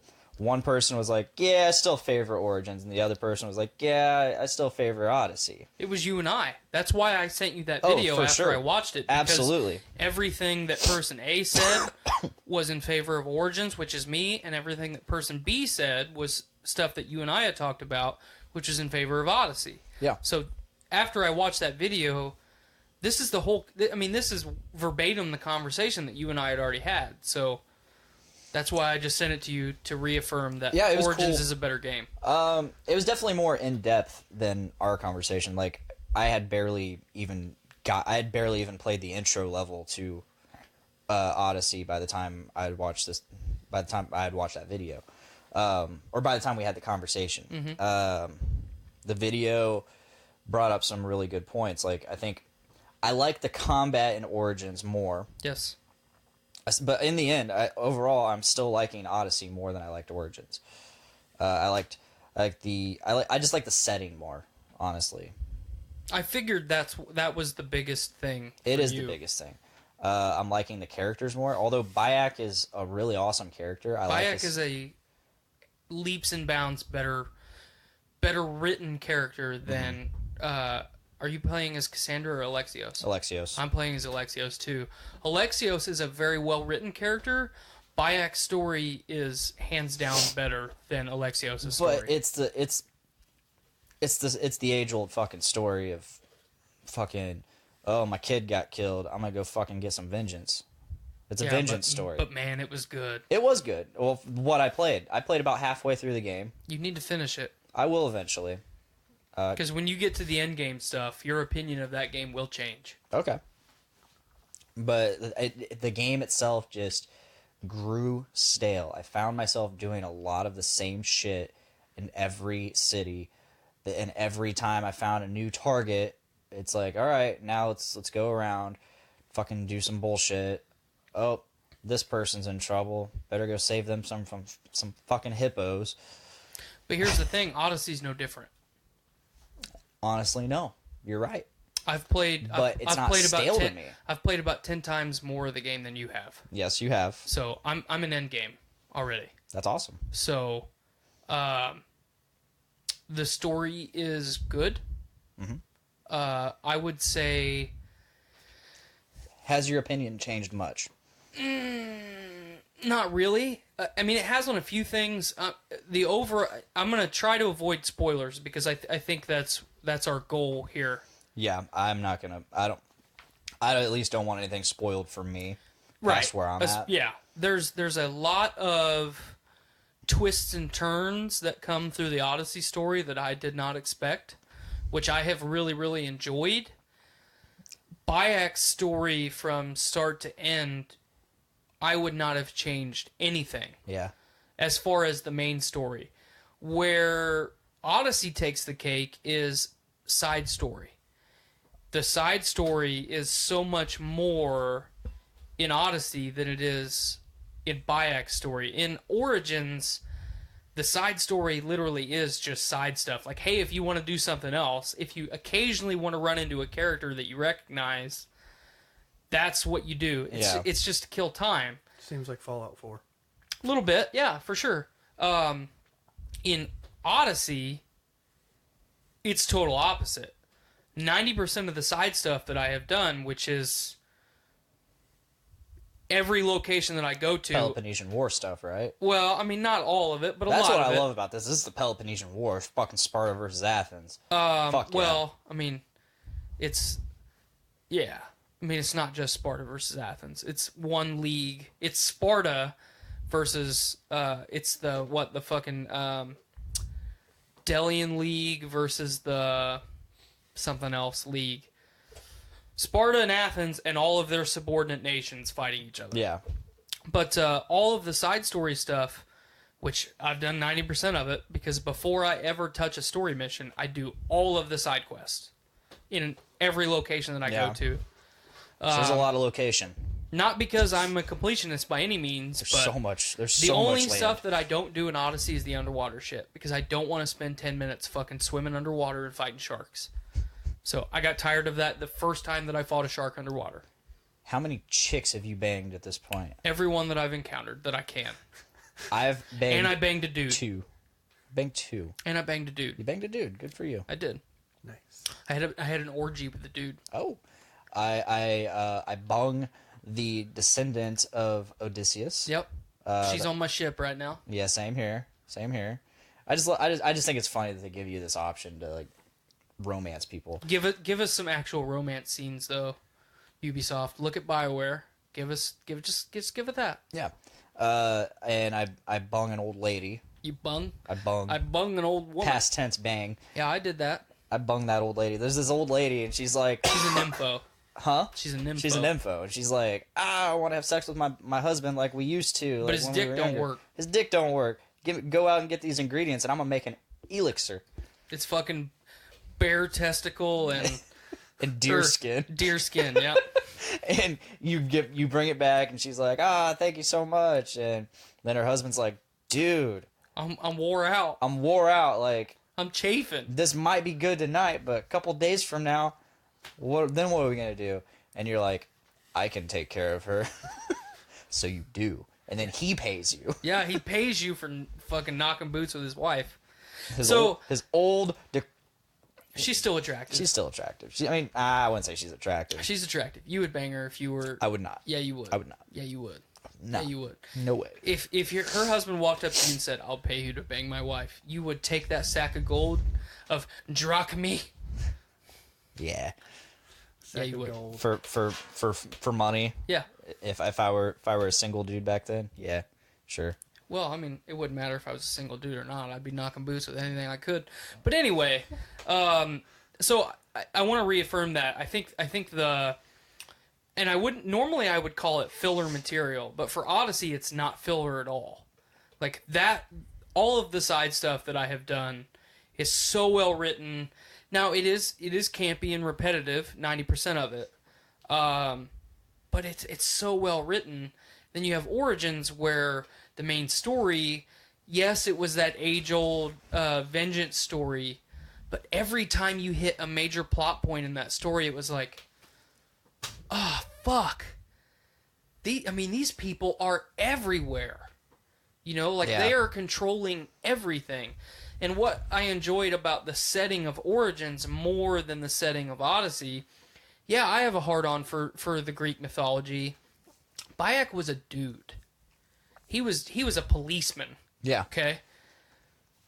Alexios and Cassandra, regardless of which one you play, you are a demigod. You can dive off of cliffs and take no fall damage. That's not...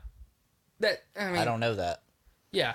So, once you hit level 10... Are you past level 10? I think I'm like 13 or 14.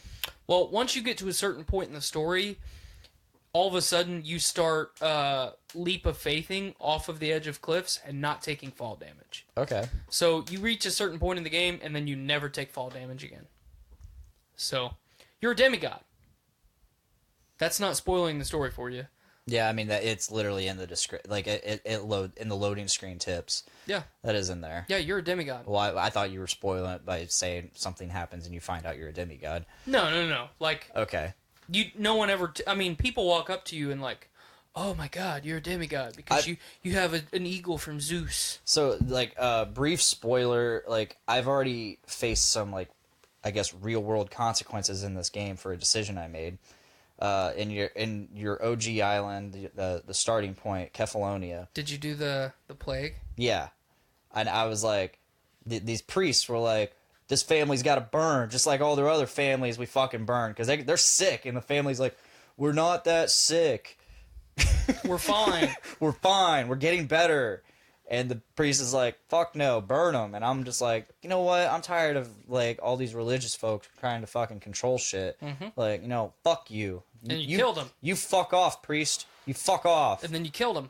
You fuck off. And then I did the same thing. Yeah, and I killed him. Family. Kefalonia is still ravaged by plague. Yeah, I get it. I do a couple main story quests later. I get back to my ship, and they're like, word from Kefalonia. Like, it is ravaged by plague. I'm like... Did you go back? I did, and there's nothing. Yeah, I haven't gone back yet. I went back, and it didn't look like anything was affected. Unless they did seem a little more downtrodden than before. We're sad because we're sick. That's kind of what it seemed We're like. sad. I just see people like... This guy is slightly hunched more than usual. Yes. Damn it. But, no, I don't remember if we reviewed Origins. I don't think we did. I know when we did the first Game Addicts at your previous residence, I got on a fucking hardcore Assassin's Creed tangent when we were supposed to be talking about Monster Hunter, and I was gushing about Assassin's Creed and about how much I loved Origins because I'm one of the few people that is a fan of the Assassin's Creed series and didn't get tired of them making games like Unity and what was the one after Syndicate. Unity? Syndicate, thank you. I loved both of those games. Unity had a fantastic story. No one was just willing to deal with the shit to play it. Yeah. Syndicate was a little bit of a weaker story, but I liked playing as Jacob and Evie. It was fun. I enjoyed it. You know, and seeing all the historical characters. Mm-hmm.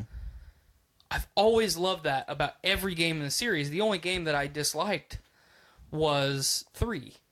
I loved 3. I did not like 3. I loved the gameplay of 3. Fucking Connor was a terrible fucking character. I am not arguing that, but I loved the gameplay.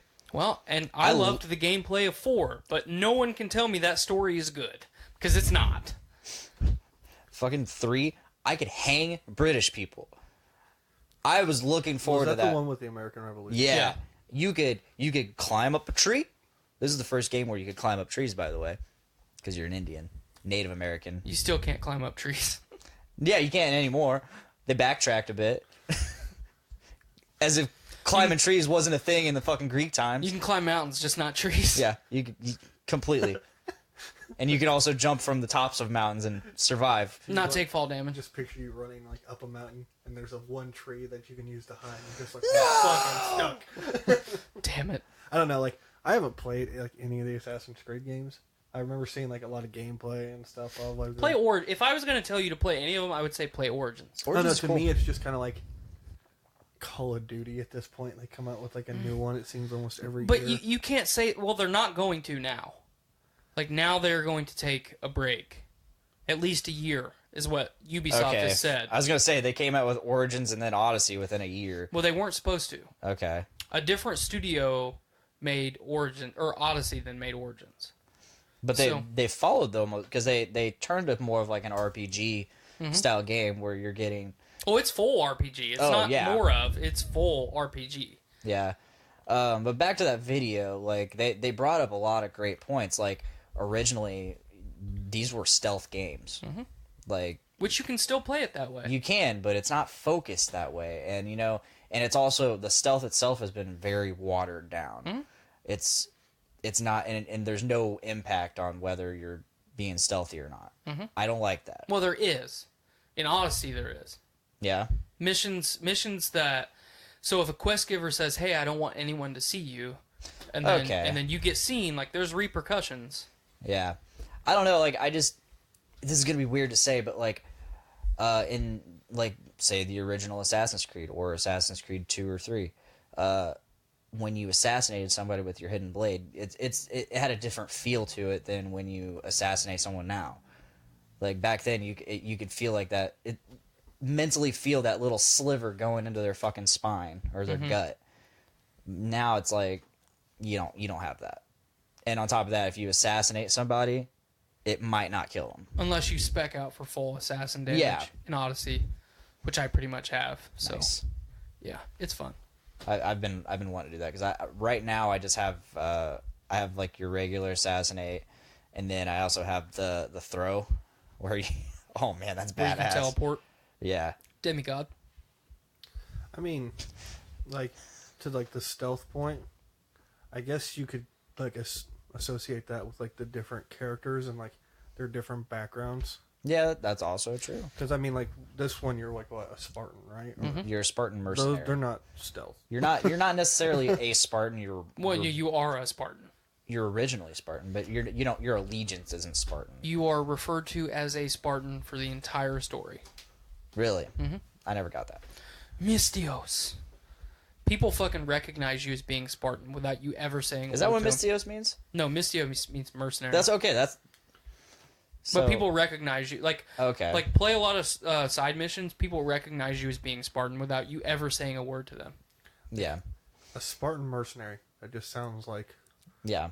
Something that doesn't exist. Which the mercenary system's cool. I dig it. It's the Nemesis system. It's a cheap copy of the Nemesis system, and it gets really old. So now, whenever I get caught in like a base, I just open up my map and pay my bounty, so then I don't have to fight extra people.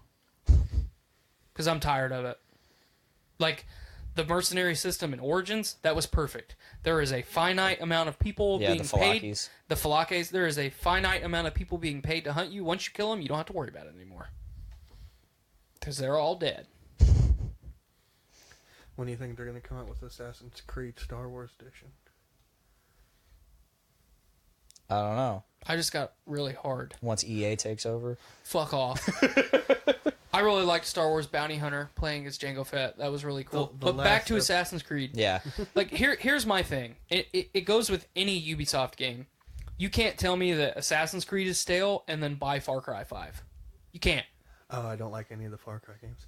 But a lot of people do. Yeah. And a lot of people say, well, Assassin's Creed's the same game every year. Fucking talk to me about Call of Duty, my boy. Like, I'm sorry, it's fucking hot garbage. Like, that is the theme tonight. Checking stuff off the list and hot piles of garbage. No, Episode title: Hot Garbage. I would agree with that. Like I said, I've never played any of the Assassin's Creed, but like of like everything I've seen, I'm like, it's just rescanned. Like, play That's one. what it looks like. Play one, the original. It's cool. You'll fucking dig it. It's a cool game. And then play Origins. And then you get to see the beginning and what was supposed to be, which was the rebirth of the franchise. And you will, everything will just click into place and make sense.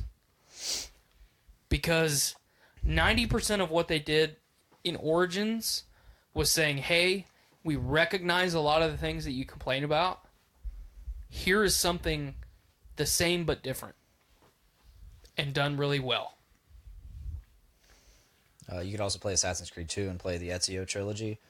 Great shit. Ezio had a great story arc. I fucking hated him as a character. Which ones did you play? 2 in Brotherhood. Okay, I never played Brotherhood, but from 2 to Revelations, fuck, his character changes so much. That's not the same character. I mean, me when I'm 20 years old versus me when I'm 60 years old, I'm not the same person. Yeah, Look at exactly. Kratos. Bam. Which brings me to a really cool spoiler, which I texted you today. And I didn't look it up. I just threw one out there. That's why, but I that's what got me thinking about it. Was like, I'm pretty sure. So anyway, this is gonna be hardcore spoiler. So if you want to tune out, I guess this is the time. But a big part of the plot is that when you're a child, you're a Spartan child. You're being trained by your father, as most Spartan boys or I guess girls, if you pick the female character. So you have a high respect for your father. He's like this general in an army, and suddenly an oracle is like, "Hey, you got to kill your fucking baby girl, your baby daughter." Baby girl. And so, Your little panda. how's that usually go? Oh, we're gonna throw it off a cliff. That's how we do things in Greece. In Sparta. Sparta. And so Didn't work in 300. there it didn't goes work this there time. goes Cassandra, your sister, if you play Alexios, which we played Alexios. Years later. Well, you try and stop it as a child. Yeah, you try and stop it. So And then you also go over the mountain. Yeah, and survive. Magically. Years later, Demigod. you're doing all this shit, and you come across this thing called the Cult of Cosmos. That's where the no fall damage comes in. Which, what was it called in Origins? I don't know. I didn't get there. Anyway, go. Yeah, you did. Did I? All the people that you were hunting were members of that group. Really? Yeah. What are they called? I don't remember. Look it up. I don't feel like it. It's relevant. So, and you're there. You go to this meeting for the first time of theirs, and they're all talking about this Demos, the weapon of the cult, you know. And she's like kind of their leader, right? She's the hammer. She's the hammer. But they kind of treat her like a leader, don't they? Like that's what I was getting. Mm-mm. Oh well, She's one of the leaders, but she's not the. She's not the leader. Okay, so they're Order of the Ancients Order is of the the one Ancients, from okay. Origins. So there's this cult. They keep going on about this Demos, and then this Demos comes to the meeting, and holy shit! I was like, that looks a lot like the other character I was supposed to play. It is. It's Cassandra. It's your sister. It's your sister. And you're like, what the fuck? She was a baby. She got thrown over a cliff. How'd she survive? How's a baby? Damn it, God. But I just got thinking today, like, wait a minute. Wasn't Kratos, because for whatever reason I was just thinking about God of War and shit, and The Ghost of Sparta. the Ghost of Sparta, and I'm like, man, wait a minute, wasn't Kratos' brother named Deimos? Mm-hmm. And wasn't he, there's some kind of weird prophecy that a marked warrior would take down Olympus? Mm-hmm. And Deimos had the face paint before, or Yeah. Deimos had the birthmark. Yeah, Kratos just had it tattooed on him. yeah, but it still made him a marked warrior. Right. So I just thought it was like, it's crazy how like these two stories, both Greek. Well, I mean, because it is actual mythos. Oh, is it? I mean, you can go to the cave of Kratos in Assassin's Creed Odyssey. Really? Yeah. I don't remember what city-state you find it in, but I went in it. There was some loot in there. Sweet. I Yeah. need to find that. But, I mean, Kratos was a legitimate He was the Greek god of god. chaos. Yeah. So, I mean, it makes sense. It does. Yeah, you're right. I just thought it was a cool, like, you know. You know one thing that I miss from Origins that I really dug that you don't get in Odyssey What's up? is the after assassination sequences. So in every Assassin's Creed game, after you kill yeah. a target, you have that like animus moment where it's Yes. you and that individual, and they say a couple one-liners, or you get some plot points, and then they die. You usually get like their perspective of what they're doing, and you start kind of rethinking, like, man, it actually sounds not that bad. Oh, but he was bad, and I had to kill him. Mm-hmm. And like it kind of makes you rethink like why you're doing all these things. And then when you do it with Bayek, it's so visceral. Yeah, Because it's just raw emotion and pain like you're every killing. time that he meets one of those people. Yeah, you're killing these people for a reason, and it's very like to the heart reason. It's not like some bigger picture thing, Until the end. I guess. And they're like, yeah, fuck you, every time. From Yeah. what I saw, they're like, yeah, fuck you and your son. Yeah. So, but all of those sequences, one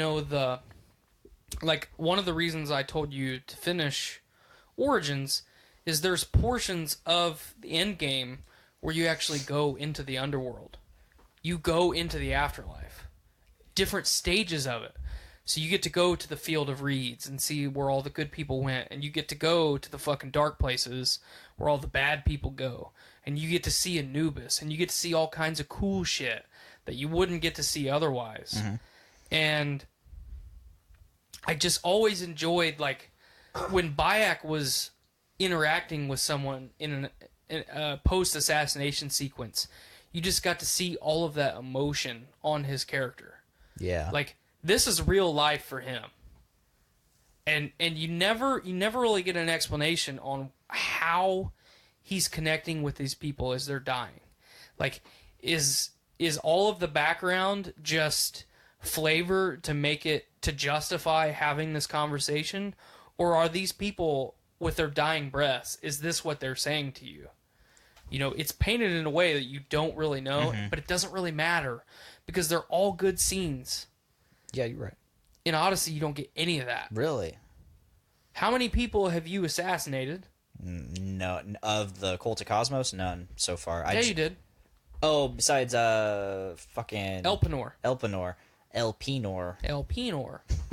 Did you get anything with him? No. You talked to him. Yeah, That's it. that's it. It was him laying on a cave. Yep.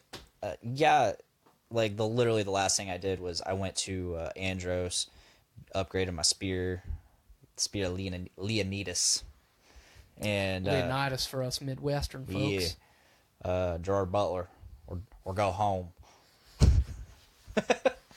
On a side note, real quick tangent. Movie I watched the other day. I watched 300 Rise of an Empire. Yeah, I fucking dug it. yeah. I really dug it. It was all right. It was Yeah, all right. I really movie. dug it. I haven't seen that one. It's garbage, but I fucking dug it. It just made me like Odyssey that much more. You know what I've been doing every night before I go to bed? What? Watching clips of the movie Troy. I was about to say, Yes. why don't you watch Troy? That I would actually, Watching Achilles just murk people. I saved a meme the other day of Achilles saying, and that is why no one will remember your name.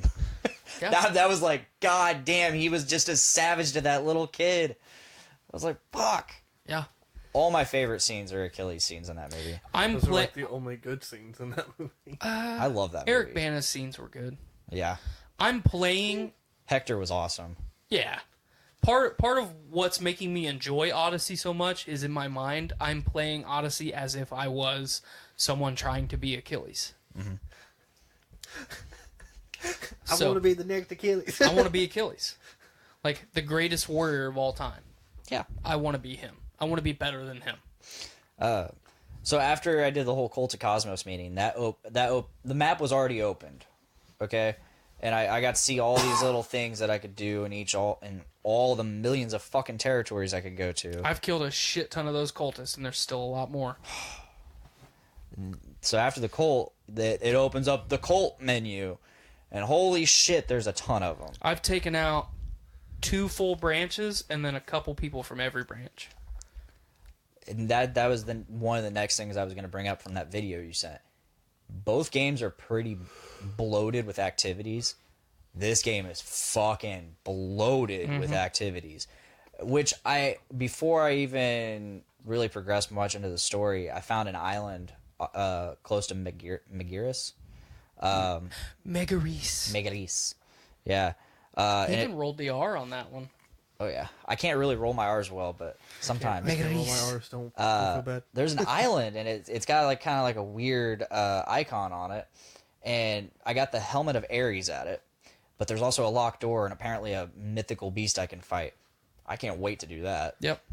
You walk in, and every time you go back to that place, because you can fast travel back there. Yeah. When you walk in, like something crashes into the door and then dust falls. Is that what you're talking about? Yeah. Yeah. I still can't get in there. Shit. Maybe it's the Cerebus. Probably. I don't know. I got the helmet of Ares from there, and it looks badass. It's strong. Strong. Strong. I wonder if it was forged by Hephaestus himself. I'm wearing currently Achilles' waist, the Atlanta sandals, Theseus's arms, and I'm still doing the wolf helmet. Yeah. Your daddy's helmet. I got that. Yeah. Your daddy that's not your daddy. Your daddy that's not your daddy. He's like, I'm not even your dad. And you're like, well, I can maybe kill you now. So you didn't kill him? I didn't kill him. I didn't kill him either. I was like, Did you not kill him because I told you not to kill him? no, I didn't kill him because I'm like, well, fuck. And then he's like, I quit the Spartan army now. I'm going to go think about my life. Yeah, he just disappears. Turns into Forrest Gump. I'm tired. of running. I think I'm gonna go home. He just fucking walks home. So before we get too rambly, we'll do this 2 parts. Mm-hmm. What would you rate Origins out of 10? Out of 10? I'll give it an 8. Okay. What would you rate Odyssey out of 10? 8.5. Okay. Because I already said I like it more. My opinion, part of the reason you like it more is the naval combat. Honestly, yeah. The naval combat in Odyssey, which is something we haven't talked about yet, is flawless. It is It fantastic. brought me back to Black Flag. It I is love better than Flag. Black Flag. Yeah. Hands down. The naval combat is so much more well done. The only thing that's not as good is the sea shanties. Yeah. Those are pretty pathetic. I haven't even heard any. But you can start and stop them with a D-pad, which is awesome. Oh. Left on the D-pad stops them. Left on the D-pad again, if you hold it, starts them. And then right on the D-pad, just clicking it, skips songs. Oh. Okay. Yeah. Do you collect any more, or? No. Ah. But you can collect stuff for your ship. But you have to do Cool. underwater stuff to do that. And I don't do underwater stuff. I occasionally do them. Nope. It's been fun. So, You're not gonna ask me? What? I'm selfish. I'm sorry. Yeah. So I would give Origins a 9.5 out of 10. Yeah. I would give Odyssey an 8.5 out of 10. Okay. So you're with me. But much higher on Origins. Yeah. Okay. Story, man. That's why I play these games. Oh, same. Absolutely. Same. Because you're getting all this history at the same time as these individual stories. I love it. And I love history. So, Matt, what would you give it? I think I'm going to give both a 7 just because Just on we it like seems like it. an average score, you know? Yeah. Yeah. C. Yeah, you know? Yeah. Can't go wrong, you know? A 70 in my college courses is failing, by the way. That sucks to suck. Yep. I don't know. I would like to see Ubisoft come up with some kind of newer ideas. And again, you could say the same thing about Call of Duty, Far Cry. Hey, Yeah. I'm to the And point that now kind of on where I stuff. don't even need new ideas. I just need shit that's well done. Give me good Mass Effect games. Give me some more Witcher games. I'm pumped for Cyberpunk. You know, I'm excited for a lot of the shit that's coming out Q1 next year. We've got Red Dead 2 coming out next month. Or Red Dead 2 actually, comes out in, next like, week. 2 Yeah. days, Yeah. Or, yeah, this week. Yeah. Super pumped for that. Those poor people at Rockstar Games, though. They worked so much.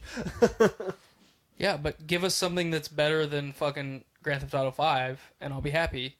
You know, give me something on par with Red Dead 1, and I'll fucking be happy. So, Yeah, I can't wait to pick that up. I know Miranda can't wait to play it. I'm going to wait to play it because I got Odyssey to play. unfortunately, we won't be able to play it together anyway. Yeah. We can't ride off into the sunset together. No. Well, you got Fallout, though, right?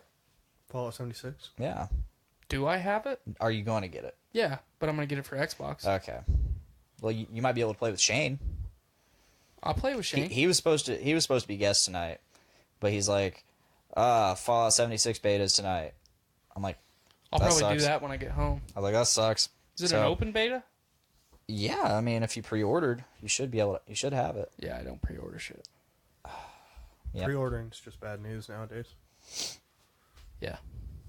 It is what it is.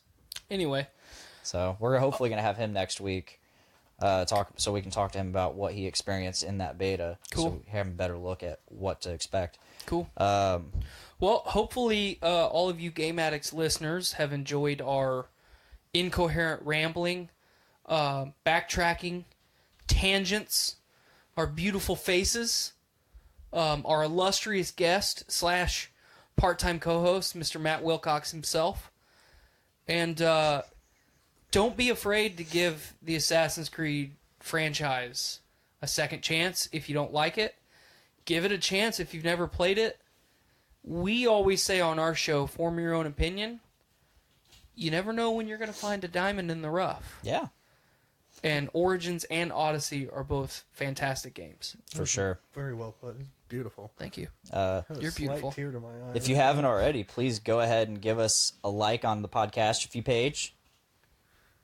Right there. There's a On thing Facebook? on Facebook. Or YouTube. Like us, subscribe to us on YouTube, follow us on Podbean or podcastrophe.podbean.com.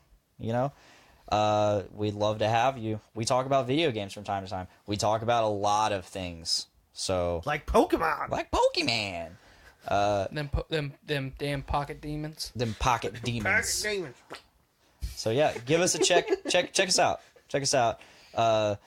You know, you never know what you're gonna get with our show, and it's live streamed every Tuesday on Facebook. So if you want to check us out, like see what a regular show is out, that's where to start. You know, It's not live, he's lying.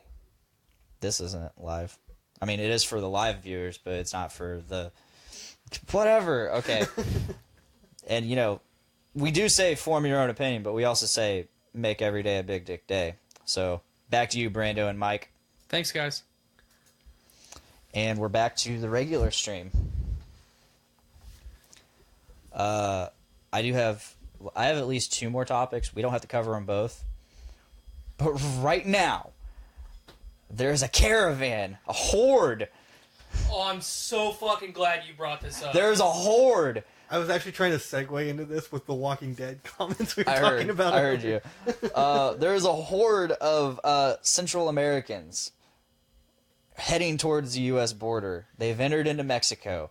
There's 4,000 to 10,000 people. No, there is 10,000 people at this point. Goddamn! Got a whole bunch of coffee beaners coming up here. And this once Like, again, God damn it. this is not racially charged. This is just like this is life events. This is fucking happening right now. And Isn't it's it crazy. sad that in 2018, like when when any of us say anything slightly controversial, We have to preface it. preface with this is not us attacking any denomination of any people ever. I mean, it's just fucking pathetic. Yeah. So But yeah, so there is 10,000 migrants approaching the Texas border through Mexico. Yeah, they just they put some Mexican border patrol guys in the hospital, right? I think so. It was like 4 or 5 of them. they've Something like that. they've I- crossed I a had- few borders. Where did it originate? Like I think Honduras. Guatemala. Yeah, Guatemala. Okay, I heard Honduras, but The website I saw. It's was probably a Guatemala. combination of every Oh, Central for sure. American country. Nicaragua, and they just Guatemala. keep gaining more people along the way.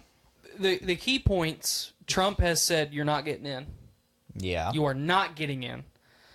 Trump has threatened the Mexican government if you allow these people to, if you allow this group of people to travel, unencumbered through your country and approach ours, we're going to cut off aid to you. And somehow I'm pretty fuzzy on the details because I haven't been following it. I didn't know about it until today.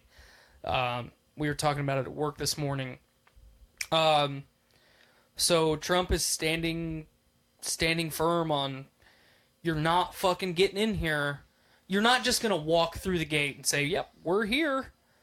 Like, anyone has the right to come in here whenever they want. But you got to go through the right channels. Yeah. And you cannot allow 10,000 people to immigrate in a fucking day. Yeah. You just can't. I saw that today. I think I started seeing it yesterday or the day before, but it finally, like, I finally realized what was happening and actually looked into it today, and it was just like, fuck. And I immediately, the gears started turning, and I was like, I think we are on the cusp of a major world event. I think something historical is about to go down, and it's not going to be good. You think this is going to be the start? You think this is going to be the Oh no, I the think match that strikes the fuse? honestly, yeah, because I think they're going to get to the border, and they're going to be told stand down. They're not going to stand down, and all it's going to take is one bullet, and then other bullets are going to fly, and we're going to have a massacre. A lot of innocent people. No, I mean it fits with our fucking history. I mean we've done it to a lot of people. And then now we have. Yeah, now we have like a mass shooting, or a massacre of basically innocent people. I mean, sure, there are probably going to be some cartel people that are trying to sneak through with them, and you're going to have those people in there. But Why are they fleeing? Why are they seeking asylum in the United States to begin with? I don't know. It's the land of the fucking free. There's opportunity. They're trying to get out of their country where there's major cartel activity. There's fucking barely gangs. activity for us. Or opportunity for us. I know, but that's not. But they don't know that. They're not from here.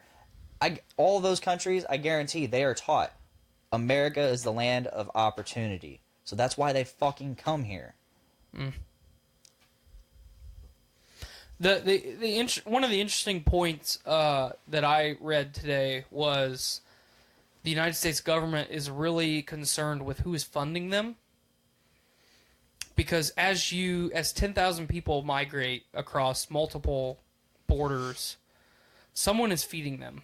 Someone is providing them water, clean, drinkable water. Someone is funding them. They're not just funding themselves. 10,000 people moving on foot day by day is going to put a lot of strain on every population center that they encounter. Yeah. They don't have any money. They can't. Otherwise, they wouldn't be seeking asylum on foot. Someone is funding them.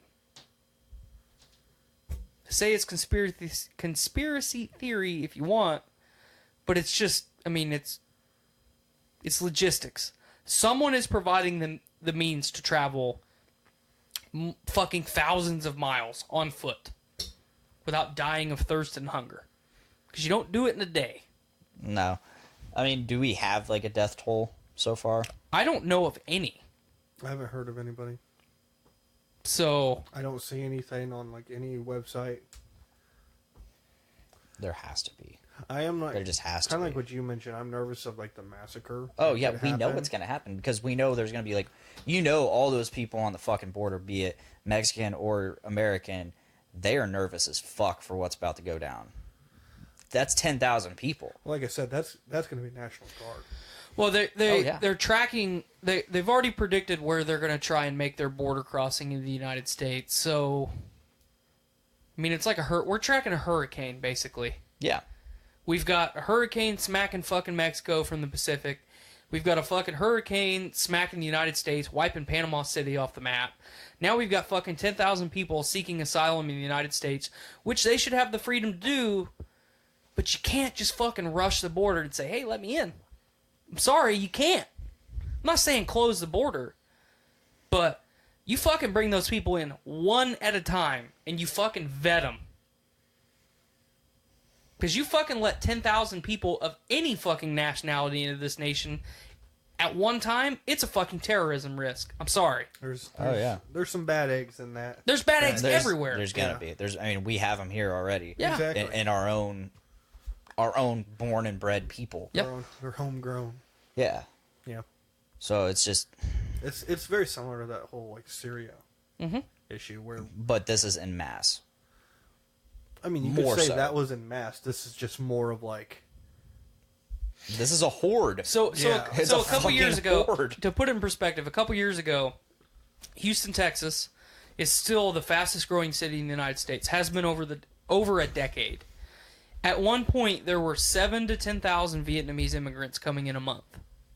Okay, 7,000 to 10,000 a month. That's in a month's time.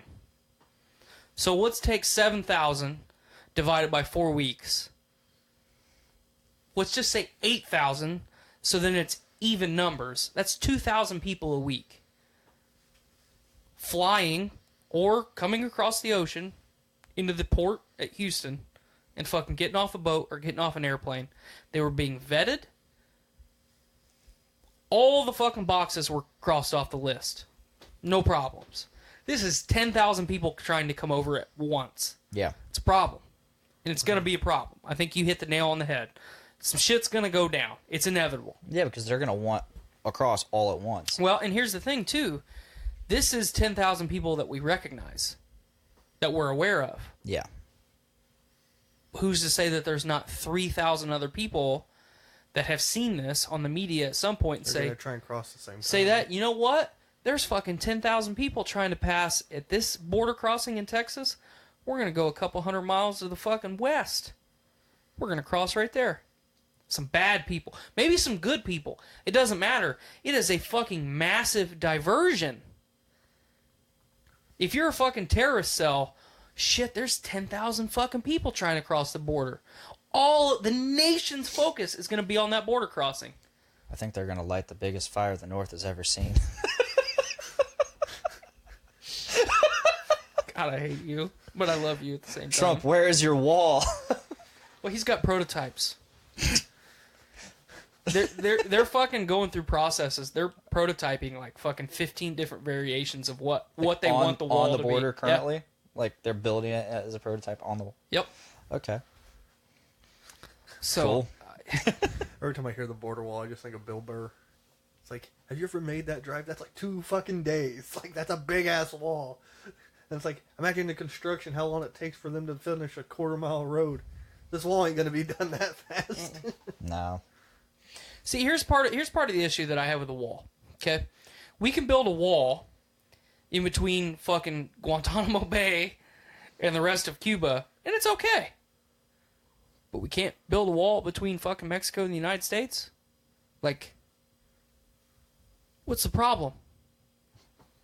Just because it's a wall doesn't mean people can't go through it. Yeah, for sure. It just means that people can't fucking climb over it and come in illegally. Yeah, I'm not going to argue that at all. Like, stop making it out to be more than it is. I think people just look at it as isolation. I know with... it was okay in the fucking 30s and 40s. It's when Jews were being murdered. Oh, yeah, totally. No, it's like...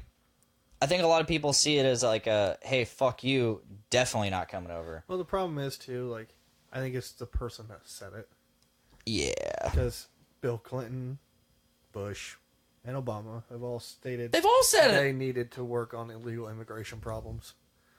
And then we just now have Even a before president. that. Yeah. Reagan, fucking Jimmy Carter, they all said it. Yeah.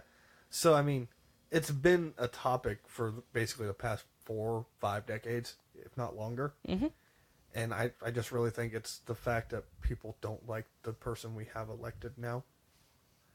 And, again, that's kind of to the very beginning. How sad is it we're in 2018 and we have to basically say, hey, this isn't meant to be like a political speech. This isn't meant to be racist or... Yeah, so, I don't know. I think that's part of the issue. Here's the thing that people need to do. Okay? I'm not a Trump supporter. I'm not a supporter of any of them. Because they're all bad. It does not matter who's fucking sitting in the Oval Office. They are not benefiting you. Agree. They're not. So stop picking, well, I'm going to be blue. I'm going to be red. I'm going to be the one that's not blue or red. Don't fucking support any of them. Yeah. I'm with you there. I don't do it. They have all those election ads coming out right now. And I remember hearing, I was coming down today and I heard one say, listen, every vote matters. And I instantly thought, tell that to the people that voted for Bernie Sanders. Yeah. Or fucking Ralph Nader. Yeah, like, these people, Ross Perot. like, come on, like, don't tell people their vote matters and then literally show them a year later that their vote didn't fucking matter because of super delegates and that kind of stuff. Like, yeah, I think with illegal immigration, it's a big issue too, because I know people that their parents have crossed illegally, and I mean, they're not bad people. And I'm not saying that. I'm not saying those people are bad by any means either. I think part of it is just the corruption of the Mexican government has made it very difficult to become a citizen. Like, I know one person whose mother went through the proper channels, took her like 30 years to get, the proper citizenship. And, but you got to do it. You do, but it's just sad because, in that 30-year span, what could have happened to where she parked wrong, and next thing you know, she's fucking deported because she got a fucking parking ticket or that kind of shit. Yeah. But you also don't have to go here. Yeah. You could travel right through the United States and go to Canada. You could get on a fucking airplane from Mexico City and fucking fly to Europe. Shit's cold, dog. It's fucking cold here. I don't know, man. I'm just saying, it's cold in Canada. I mean, it's not cold in fucking Africa. Go there. You don't have to worry about being an illegal immigrant. You just have to worry about not being white.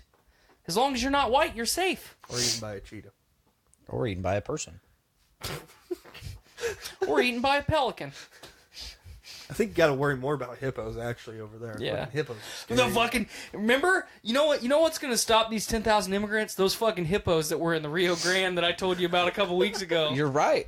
You're completely right. Fuck the border wall. We got hippos. Hippos. We got us some hippos. I never saw the follow up for that story. Oh fuck. What fucking happened? I think they're still just floating around the river. Oh yeah. That'd be awesome. Making their fucking hippo noises. Did I tell you about one of our new temporaries? So 1.5 got a temporary, and he just always looked like super lost and like constantly like wide eyed and like a lost puppy. And he would always like, he came to our morning meeting like his first like 3 days because he didn't know he was supposed to go down, because he would always come up to Desiree's desk first, and then so finally he realized in a month he didn't learn a single job, and he just always looked so confused, and they all told me he was dumber than all A bag of dicks. Yeah, he was fucking stupid. And you look at him, you're like, that guy's fucking stupid. And then one day he never came back from lunch. He just never came back, and I was like, oh shit, he quit. And I can't remember who said it, but like they're like, no, he didn't quit. He got lost, fell into the ED tank, and he's just floating around. Like they just have him, his body's just floating in the ED tank. And I'm like, nah, wouldn't surprise me. Yeah. I guess that's why we're getting craters. Stupid does, ma'am. Mom Come to always said- find out, the guy had actually had brain surgery and a piece of his brain removed. So he had a hard time retaining knowledge and memory. So when he was down there and on the other team, every day he would basically ask those people the same questions. Hey, you like video games? He was Paul? Paul didn't have an excuse. He was just stupid. This guy at least... Kind of feel bad for this guy now. I know, like, I made fun of him a lot. Who do we not make fun of, though? I mean, I still make fun of him a lot. I'm like, I still say, yeah, they still haven't found his body in there yet.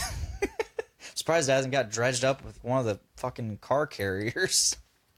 Like, one day it's just going to come through the line. There's just going to be a fucking dude and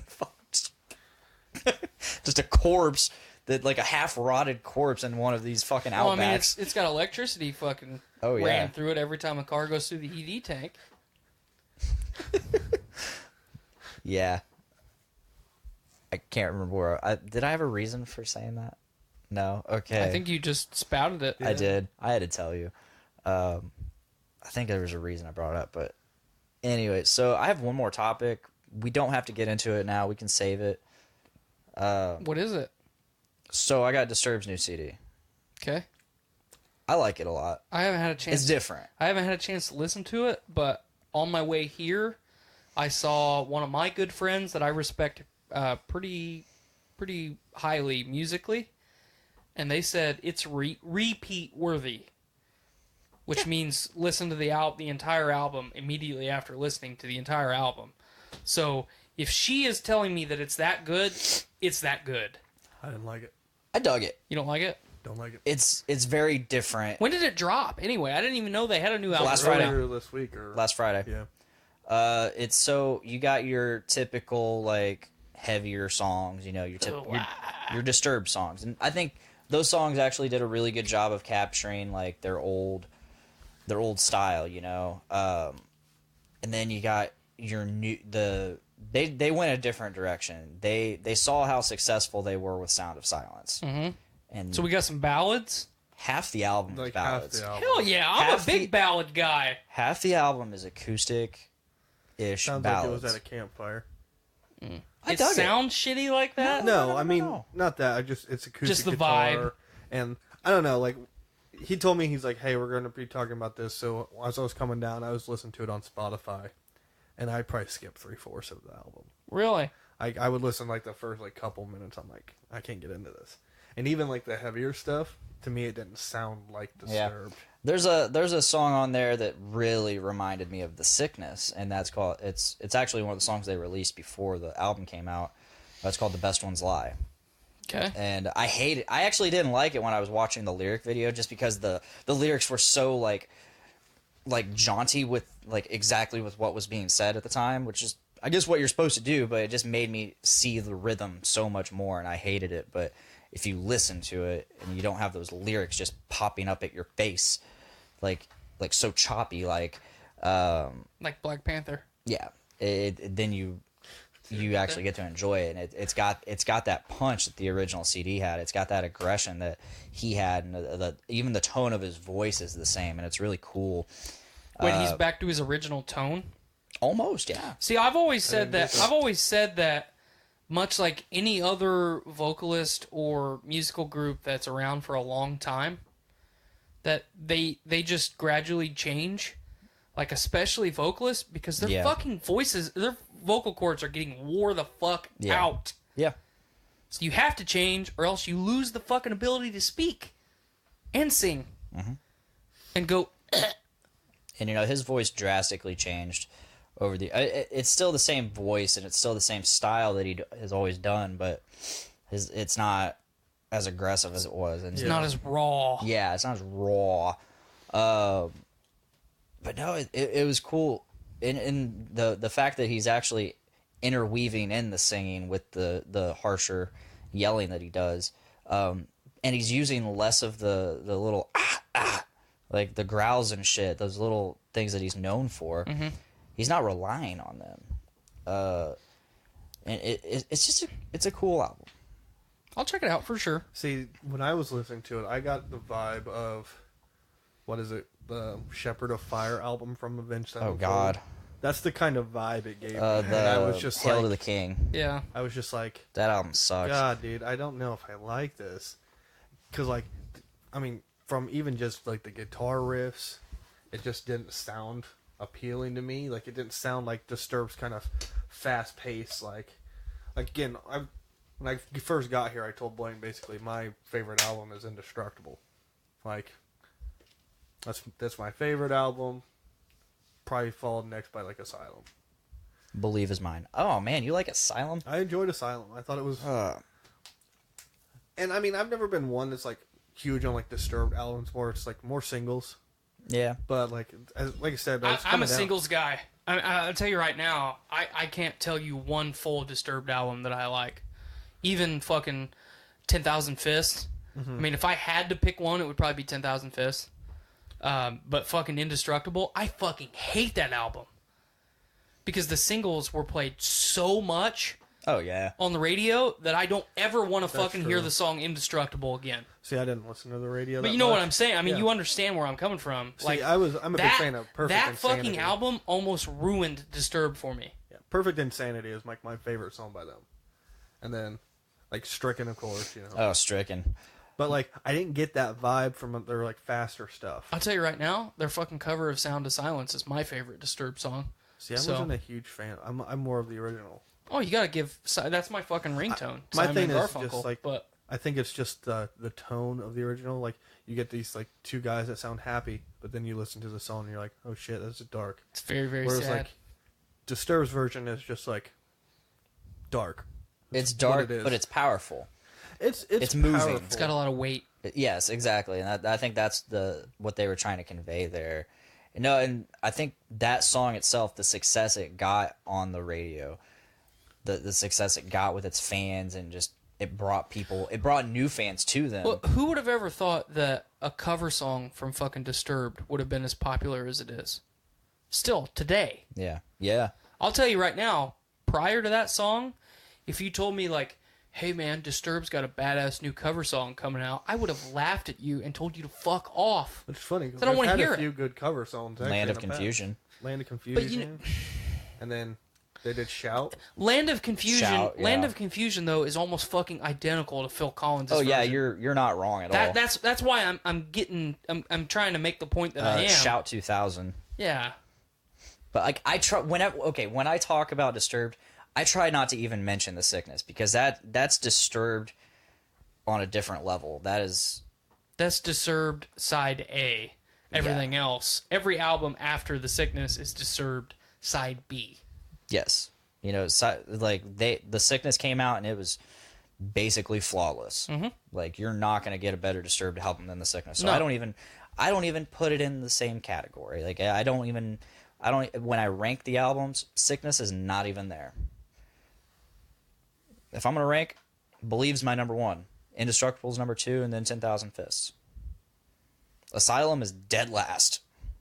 I just enjoyed a few singles on Asylum. Oh, yeah. The singles on Asylum were great. The Animal was okay. But... Yeah, like I said, I was listening to this, and I'm like, I don't like this vibe. You're like, it's different. I'm like listening I said, to the acoustic songs, and I'm just like, it's not... And, like, he knows me. I'm a big fan of acoustic type music. And as I'm listening to this, I'm like, this isn't something I would want to listen to. Really? Did you listen to the deluxe version? Yeah. Okay, so which actually has the live version of Sound of Silence featuring Miles Kennedy. It's good stuff. I was very fortunate that I got to see Sound of Silence live, minus Miles Kennedy. I actually missed Alter Bridge. I was really bummed about that. What a piece of Actually, shit. no, I didn't miss Alter Bridge. I love all. I just don't remember him very much. I love Mark Tremonti. Blackbird. That's my favorite song by Alter Bridge. But so the very last song on the deluxe is called. There's a song called "Uninvited Guest," and I feel like it's a cover, but I don't think it is. I didn't recognize it as a cover. That song was okay. I love that song. I haven't listened to any of it, so I recommend it. I mean, I would- time. I planned on. I mean, you Yeah. texted me the other day and said, "Hey, listen to the new." I think you texted me yesterday and Yeah. said, "Hey, listen to the new Well, it's Disturbed." because I came up with like a topic for it. I just didn't have time. And the topic basically is like how we compare, because Disturbed they've been around for a while. Where the Sickness 90s. came out in 90s, like yeah. late 90s. The Sickness came out in 2000. This is 2018. It's 18 years. Mm-hmm. We've been exposed to Disturbed for 18 years now.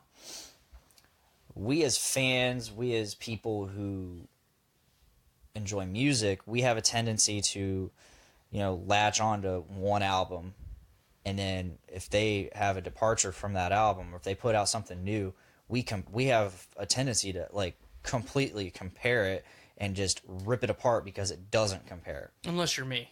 Yeah. Because we've had this conversation a lot We about a have. lot of different artists. All That Remains, Five Finger Death Punch, fucking a lot of people. Disturbed is one of those. Everybody compares everything to the sickness. And if you came in later and didn't get the Sickness, you compare it to 10,000 Fists. It's like, if you're an All That Remains fan, you compare everything to fucking Fall of Ideals. Or if you're really hardcore, you compare it to This Darkened Heart, which not many people know that album. It was the one right before Fall of Ideals. Whatever, bro. Tool. Yeah. Fuck off. Yeah. Love Tool, man. Yeah. Yeah, Tool's cool. But we have this tendency to compare everything to that one album, and we never, and because of that, we don't give the new stuff a chance as Yeah, music. we shit on it before we even listen Oh yeah, to it. and we don't even look at it. What I hate is that people don't even look at the new music as new music. They just look at, all right, how's this gonna sound? What's this gonna sound like? No, Unless it's Metallica. I get pumped when I see a band I like has a new CD coming out, because fuck yeah, I get more of them. How I'm viewing that new CD is more All That Remains. Kind More of build Disturbed. on your point. Like, I came in, when I first heard it, I was like, all right, cool, new Disturbed album. And as I was listening to it, I was getting more of like this, I don't like this vibe. Yeah. And then Blaine's talking about, artists change over time. It's kind of funny because I'm saying, oh, it doesn't sound like Old Disturbed. The album's called Evolution. The band has to change. And over they time. literally said, we are going in a different direction with this album. Yeah. And you can totally see that. Well, But- and to drive your point even harder into the ground, we bitch album to album that it doesn't sound like that album that we love. But then when it happens, we're like, oh, fuck yeah. Well, but yeah. But wait, look at shit like Linkin Park. People bitch all the Okay. time. It sounded the exact same. Well, it sounds the same, but it doesn't have the same weight, or it doesn't sound the same. These vocals were good. That this riff was terrible. It was so much better on the last album, and then all at once, Oh, no. Oh, we're no longer live. that's all right. All at once, we don't have the band anymore. We lost Chester. We lost Chris Cornell. We lost, we've lost a lot of fucking important people in the music industry the last couple of years. Their legacy is now, well, your album wasn't as good. Your last album wasn't as good as your first album. Yeah. And that's what pisses me off. And, anytime I have this conversation with somebody, I'm like, well, you like Metallica, right? You've liked the majority of Metallica albums, right? Ride the Lightning, and then every other album after that is not identical. Sorry, it's not. No, it's not. So Metallica is the perfect example. Their sound has evolved and adjusted year after year, album after album, from the beginning. I have 1 hour left of my banding. Metallica doesn't fucking play thrash metal anymore. I'm sorry. They don't. No. But people still love Metallica. Yeah. I don't know. I think Metallica has basically formed their own style of thrash. Yeah. Since the Black Album. Mm-hmm. But the Black Album and Ride the Lightning are not the same. No. It's not the same sound in any capacity. I mean, Justice and Master were kind of similar. Yeah. But that's about as close as you're going to get. But you understand why I'm saying why I compare Metallica to everyone else, or why I always bring that one up, because we'll bitch all day about fucking Meteora versus any album before that, you know. There's only one. Right, but I'm just saying, like, Yeah. to continue the theme. But we don't fucking bitch about Metallica. Oh, people bitch about Metallica. The run-of-the-mill Metallica fan does not bitch about Metallica. The keyboard fucking metal warrior that shits on everything because it's not the same as everything else bitches about Metallica. Yeah. They just bitched a bitch. Yeah, that's what I'm saying. The Ride the Lightning fans, the fucking Kill 'Em All fans, the Master of Puppets fans, they bitch about Metallica. Oh, I'm a Ride the Lightning fan, and I don't bitch about Metallica. Oh, I am too, but I started... That's my favorite Metallica I started album. with the Black Album. Typically, people Black Album and up, they're like, okay, cool, Metallica. But before that, the Master fans, oh, fuck, don't get them riled up. I love Metallica. I love all Metallica. Yeah, same. Ride the Lightning is the greatest Metallica album of all time. Changed my mind. I like Master. I'm not a big fan of Master of Puppets. Master's good. I think Kill 'Em All is a better album than Master of Puppets myself. I'm not a big fan of Kill 'Em All. I fucking love Kill 'Em All. I love Ride the Lightning. That's the best. I do enjoy It is the best. I do Every enjoy the fucking Lightning. every I song like how you completely just stop your argument. It's like, that's the best. every song on that fucking album is a banger. Hell yeah. Every one. But yeah, it's Just bullshit. it's all bullshit. And, you know, I hate that people can't just look at new music as that. As new music. As Yeah. new music. You are getting new art. This artist, this band, just put into musical form what they were feeling, what they wanted to express. And Or what they wanted you to feel. Yeah, Well, ultimately, bands don't write... true fucking bands, true artists don't write for their fans. They write for themselves, and then they put it out there. Unless they're trying to convey a theme. Yeah, I mean, you're right. Okay, yeah, definitely. But for the most part, like, me as an artist, laugh at it all you want. I laugh at it. Me as an artist, I write for me. I don't write for the 3 people that are going to listen to it. Mm-hmm. I don't cater to my fans. You mean fame? I don't care. I don't cater to my fan. Yeah, you get the point. I was looking for your fans. Ha ha ha. I don't know. Like, again, make your own opinion. Yes. Thank you. Make your own opinion. He likes it. I'm not a fan. He has yet to decide. I mean, You might I like I think you'll dig it. I'll definitely let the light or the fucking show know next week. The very first song, which was the very first single, "Are You Ready?" I like that That song. one wasn't bad. That one wasn't bad. I almost went Creed with it.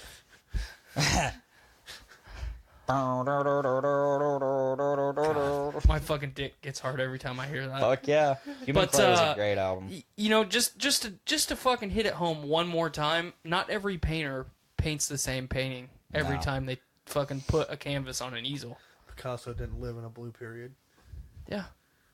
So, I'm done. I'm done. That was a good topic.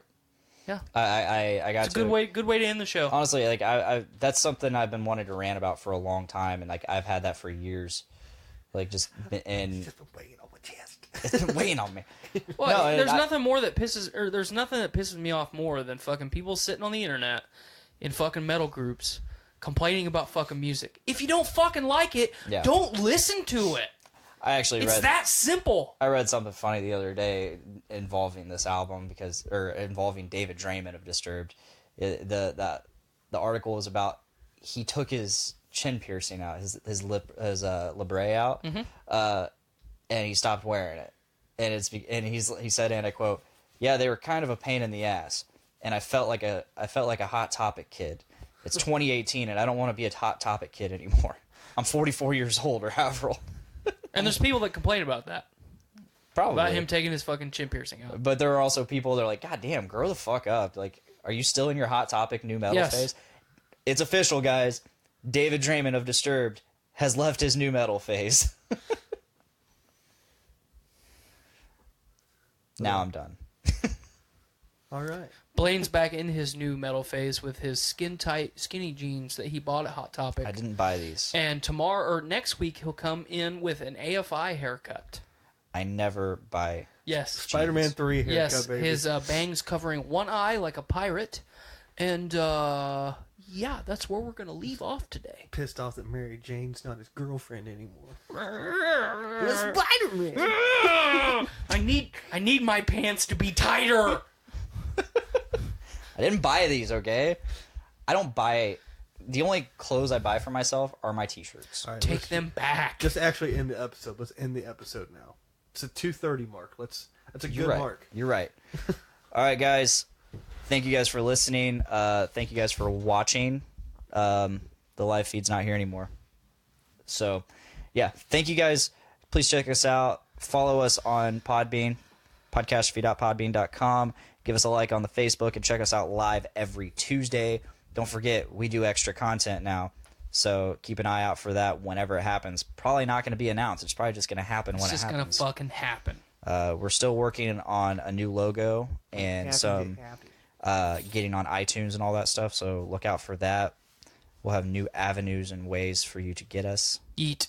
But check out the Journey into Comics Network and all the shows they offer, like Brews with Dudes.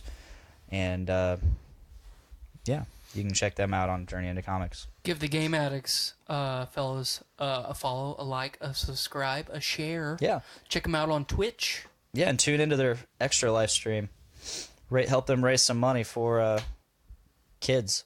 Kids. That's a good cause. And puppies. Puppies. Kids and puppies. Those are like the two best causes. Yeah. But if that's all, that is all. That's all. That's all. I think tired. that's all. I'm tired. I think I'm going to go home now. Please support us. We do things and stuff. And it's all original content. I mean, I say the same thing over and over again a lot, but it's all original content. Every episode we I create. Justice League. Yeah. We create. And, give us some money and maybe we'll make Matt an actual host. And, I'm broke, bitch. And maybe I'll like Superman. Pay us and we'll We don't change our need him. opinions based off of what you pay us for. Yes. Because that's how the world works. Capitalism, bitch. Capitalism, Support bitch. the channel, the free market. If that's all, that's all. That's Please make every day a big dick day. Bye. I wish.